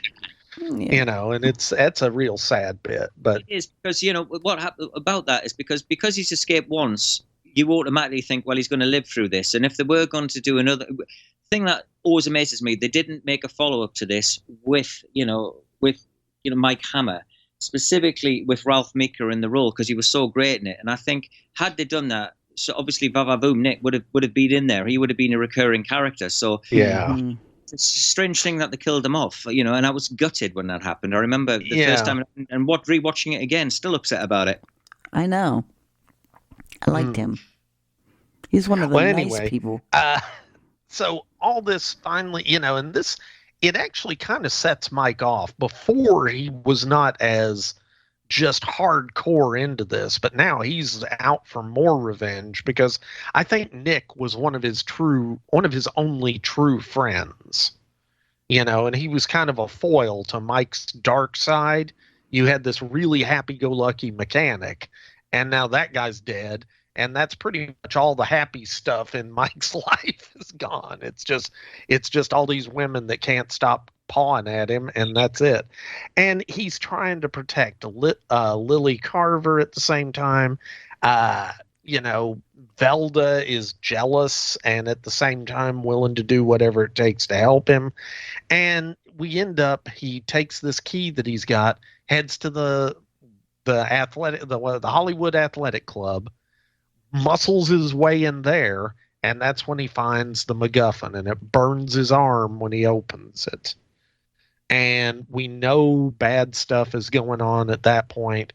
And then we find out that they've kidnapped Velda. And he goes and tries to save her. And then we also find out that, and by the way, folks, Zardoz, you better have watched this. It turns out Lily Carver had died right after Christina. Lily Carver was not Lily Carver. She was a woman named Gabrielle that Ivello had put there to try, it was Dr. Sobrin, who is the actual mastermind behind all this, had put there to try and find out what Hammer knew and to stop Hammer, slow him down, put him on the wrong track, however you want to put it. And she failed, but being a greedy girl, she ends up shooting Sobrin after he gives that great speech about the head of Medusa and Pandora's box and Lot's wife turned into salt. And then, she shoots Hammer, but apparently she doesn't shoot him in anything important because he's able to get up and run out of the house after he saves Velda. She obviously shot Hammer in the heart because he hasn't got one. Bingo. Hey, I'm here all week. Hey, hey.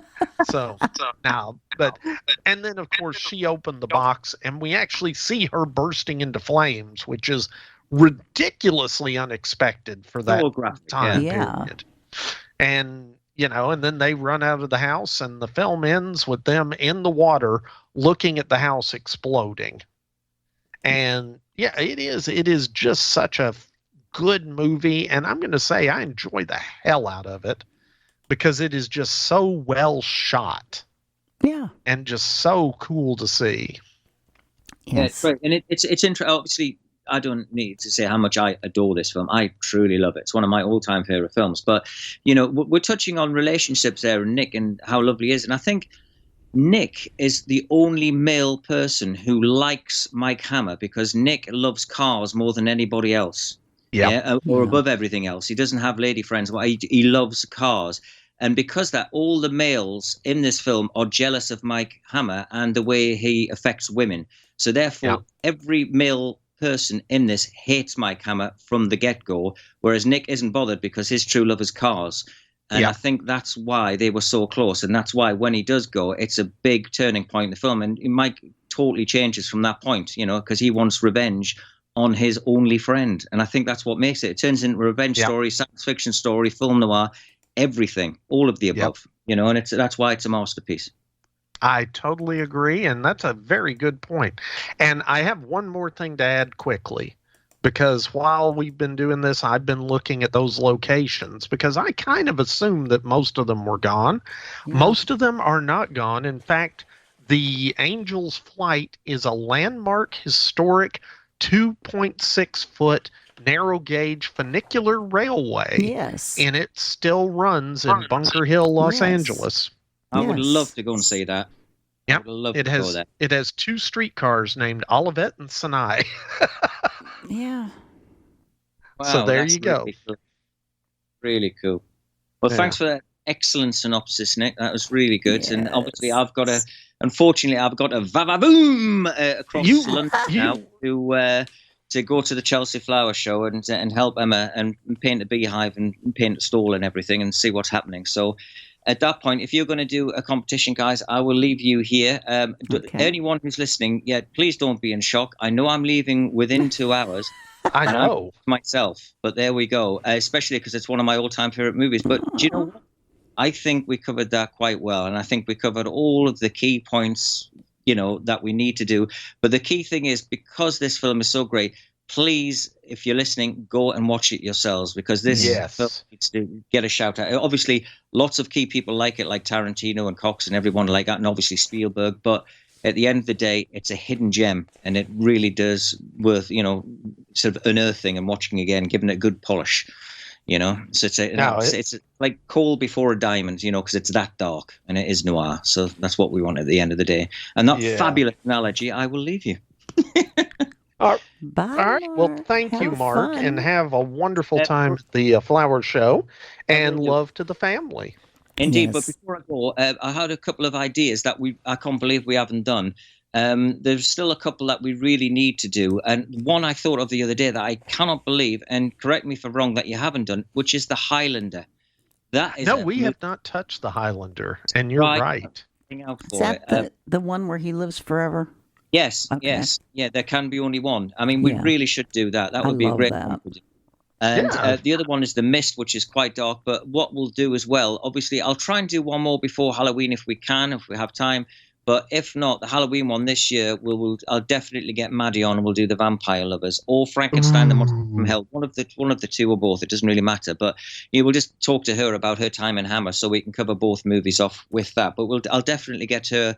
I'll give her a bit of notes. Wow. That we can slot that in, because she is absolutely wonderful, and she is so much fun, and I'm sure she'll join us, which will be nice to that. But yeah, any other movies? And the other one that I thought of just the other day, Nick, we really need to do the Chinese Ghost Story.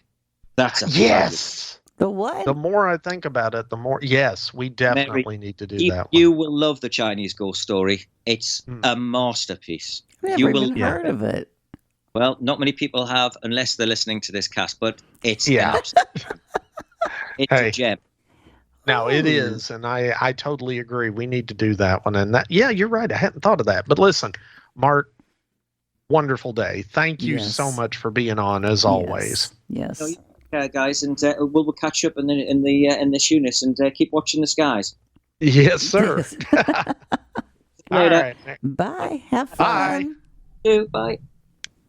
All right, Mary. You want to do the contest? Yeah. If we don't want to do the contest, I can cut this out and we can save it for next time. No, we can do it. Because all right, well, let's hit it. I just don't know when I'm going to be able to send it. I don't know when you're prizes? Yeah. Well, you better just mail them tomorrow. Okay, Mary, it doesn't matter if they get the prize before the show. That's true. It doesn't matter. That's true. It depends. Just mail them. Mail them. Depends on when you upload the thing. Or have my wife mail them. Then it would be female. Oh. See what I did there? Fiona, female. Oh. I know. Okay. And by the way, I totally did not mention Lita Ford, Kiss Me Deadly at all during that, and that is so regretful. What? Exactly. Moving on. Let's do the contest, Mary. Okay. Okay. I'm so confused right now. You should be. Okay. The contest. The answer was The Great Race from 1965.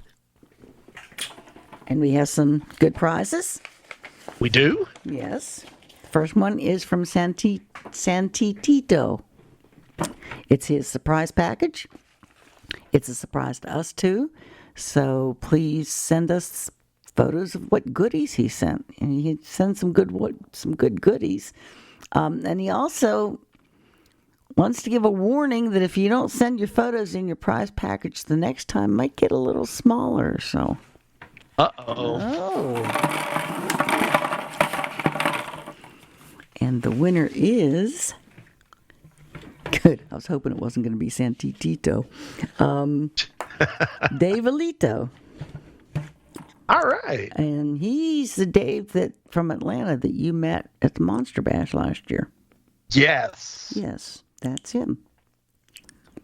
So, congratulations, Dave. And send us pictures. Yes. Or else. Okay, the second prize is a DVD from Patrick Kelly. It's I'll Be Seeing You from 1944.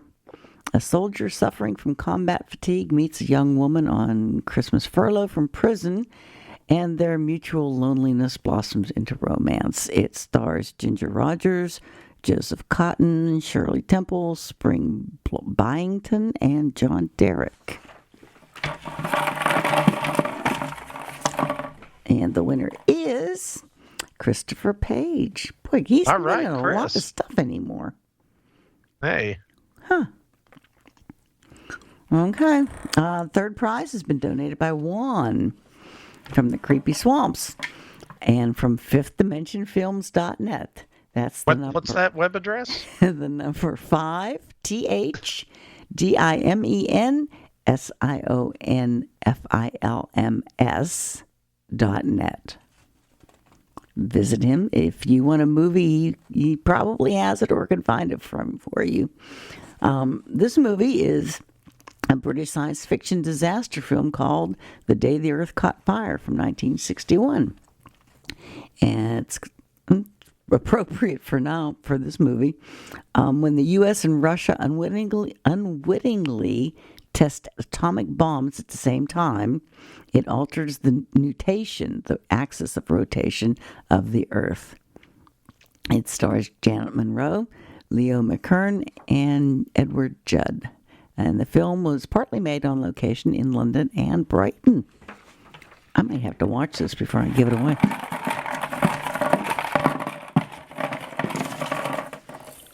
And the winner is Joe Galena. All right, Joe. Okay. And our fourth prize has been donated by our own Nick Brown. And I'll let him... I'm not telling what it is. It's going to be a surprise. Oh, no. Because I'm going to wait and see if the person lives in the U.S. or another country, and then I'm going to not have to spend a fortune on mail. Okay. Okay, and the winner is Mike Shidurlo. Cool. All right, he's in the Mike. U.S.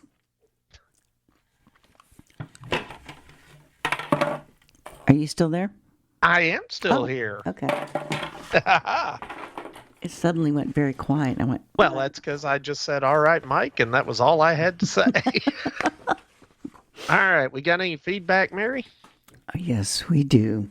Well, run through her. Okay. Oh, and by the way, okay, this first one is from Joe Galena. It says, I haven't entered the contest in a long time, but I actually knew this one. The answer is The Great Race from 1965. Thanks so much for liking my images on Facebook. I'm approaching image 300 of a 365-day project where I'm posting an image a day. And Joe Galena, he's in Chicago. And everybody go to his Facebook page and look at his photos. Some of them are gorgeous. They show up on my feed, and I'm like, wow. I don't think he's a photographer for a living, but he's just really good. And that's Joe, G-O-E-J-O-E, Galena, G-A-L-L-I-N-A. So go to the Facebook page and like some of his photos. And better do it quick, or Mary will get all funny. Okay, this next one is from Dave from Atlanta. He says, I hope you are all well. I've been enjoying the show and catching up on the early podcasts. Always entertaining and keeps me laughing after a long day. I enjoyed catching up with Nick at last year's bash and meeting Fiona. I hope to see you all at the Monster Bash in June. It will be great to see you. He says, I rented Narrow Margin last night, and thanks for the recommendation. Take care, Dave from Atlanta. Cool. And I feel really bad. And it was great meeting him. Yeah. I didn't get to meet him, and I'm not going to make it there this year either. Well, I guess you suck. I do. Wow. Sorry. The year after that. 2024. Yeah. I got the year right, didn't I? Yeah. Maybe. Okay. This next one's from Dax Bradley. He says, Dax Bradley. I just wanted to upload images of the incredible swag I received from Santitito. If I'm spelling that correctly. The score was amazing. I can't tell you how happy I am. He was awesome enough to send the groovy book Land of 1,000 Balconies, Discoveries and Confessions of a B-Movie Archaeologist by Jack Stevenson. If that wasn't amazing enough, he stuffed the book with all kinds of crazy, wonderful collector cards, which you'll see in the images. The Star Wars trading cards and artwork by Ralph McQuarrie made me especially giddy, as I'm the biggest Star Wars nerd this side of the Appalachians. He also threw in some luchador patches and a cool Dark Star pin. He wasn't done, though. He also stuffed an RKO double feature DVD, Men of America, Roar of the Dragon, which I can't wait to put on. In all, I'm very pleased and grateful to Santitito and the B-Movie Cast. You guys are awesome. Much love, Dax in North Carolina. Oh, wow. And if you want to see some of that swag, go to one of the pages. Yes. On Facebook, because I posted them all. I do have to say, Santitito really does a great job with those. We appreciate it. Oh, yeah. That is amazing. I'm gonna put my name in the drawing. You can't. Okay. Go to either B Movie Cast fans or the B Movie Podcast page, or even Vince Rotolo, because I posted the pictures of the swag on all three of those sites. Rock and roll. Yes. Next email is from Brenda McNeil. Brenda. She said, The Great Race, 1965. FYI, if you want to see the Great Leslie automobile, it's in the Car Museum in my hometown of Frankfort, Indiana. Ooh. That's neat.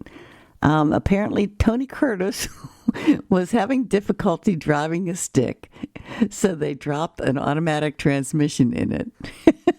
Oh, wow. That would be me. I can drive one, but it's not a pretty sight. She goes on and says, and take a moment to look at FDR's motorized wheelchair. And an actual Tucker car. Those Tucker cars are really rare. Yeah, I've never seen one in person. Yeah. Okay. Car Museum in Frankfort, Indiana. Brenda McNeil's hometown. So thank you, Brenda. That's cool. Very cool. Next one's from Christopher Page. Says, no lengthy emails this week for me. Busy making an early dinner so we can catch a screening of a Who concert recorded in Cincinnati last year. Mm-hmm. The local school, I really didn't know they were still touring. But that's cool. The local school has been somewhat connected with The Who for many years. The 1979 tragedy here in Cincinnati being the reason. 3 of the 11 people who lost their lives were students here. What Who tragedy happened in Cincinnati? I don't remember that. I don't either. But something happened. A memorial and scholarships were set up in their names several years ago, and The Who has made many donations to that scholarship. Roger Daltrey even quietly visited the memorial a few years ago. Oh. I'm seriously going to have to look that up. My son is a recipient of one of the scholarships this year, so we felt a little obliged to go.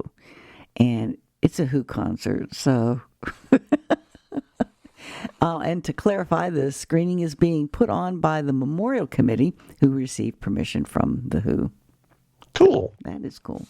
And I'm going to have to go look that up. Okay, that's it. That's the last one. I just realized. Well, we're done. All right. Well, Mary. Well, thank you for that movie today. That really was an amazing movie. It was. It really was the best dark. music video out of the 80s. Man. Hey, listen, Mary, yes. Have a wonderful week. You and, too. Is this going to be our last podcast for a while? Yes, it is. Yeah, so let's remind the gentle listeners to keep the feedback coming, and yes. we all wish you the best for your surgery, Mary. Thank you. Yes. Fingers crossed, pray, do whatever you need. Fingers crossed, pray, sacrifices to, the dark overlords, whatever. Yes, to keep me safe during surgery, but yeah, the dark overlords usually don't specialize in that, but you never know. Yeah, well, I mean, cover all my bases. Exactly. All right. Well, okay. Thanks, Mary. Mm-hmm. Talk to you later. Okay. Bye. Bye. Adios, Mafia. Well, they've gone. For good, John? No, just for now. It wasn't the right time for us to meet. But there'll be other nights, other stars for us to watch. They'll be back.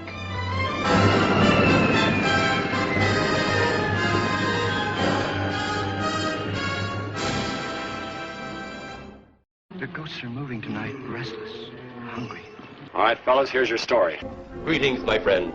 We are all interested in the future, for that is where you and I are going to spend the rest of our lives. And we cannot keep this a secret any longer. Wait, Captain. I have found evidence of intelligent beings on this planet. Look to the skies, it's the B-Movie Cookbook. Menus inspired by 15 of your favorite B-movies from the 1950s, with teenage werewolves, blobs, and enough cheese for everyone. When we return to our planet, the High Court may well sentence you to torture. But until then, we've got Ed Wood and Vincent Price. There'll be food and drink and ghosts, and perhaps even a few murders. You're all invited. So impress your friends with dinner and a movie with the B-Movie Cookbook. We've got you covered. Get your copy today at bmoviecookbook.com. That's bmoviecookbook.com. Let me see that book.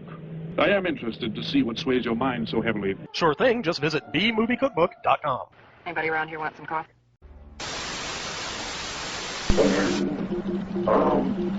Transmission.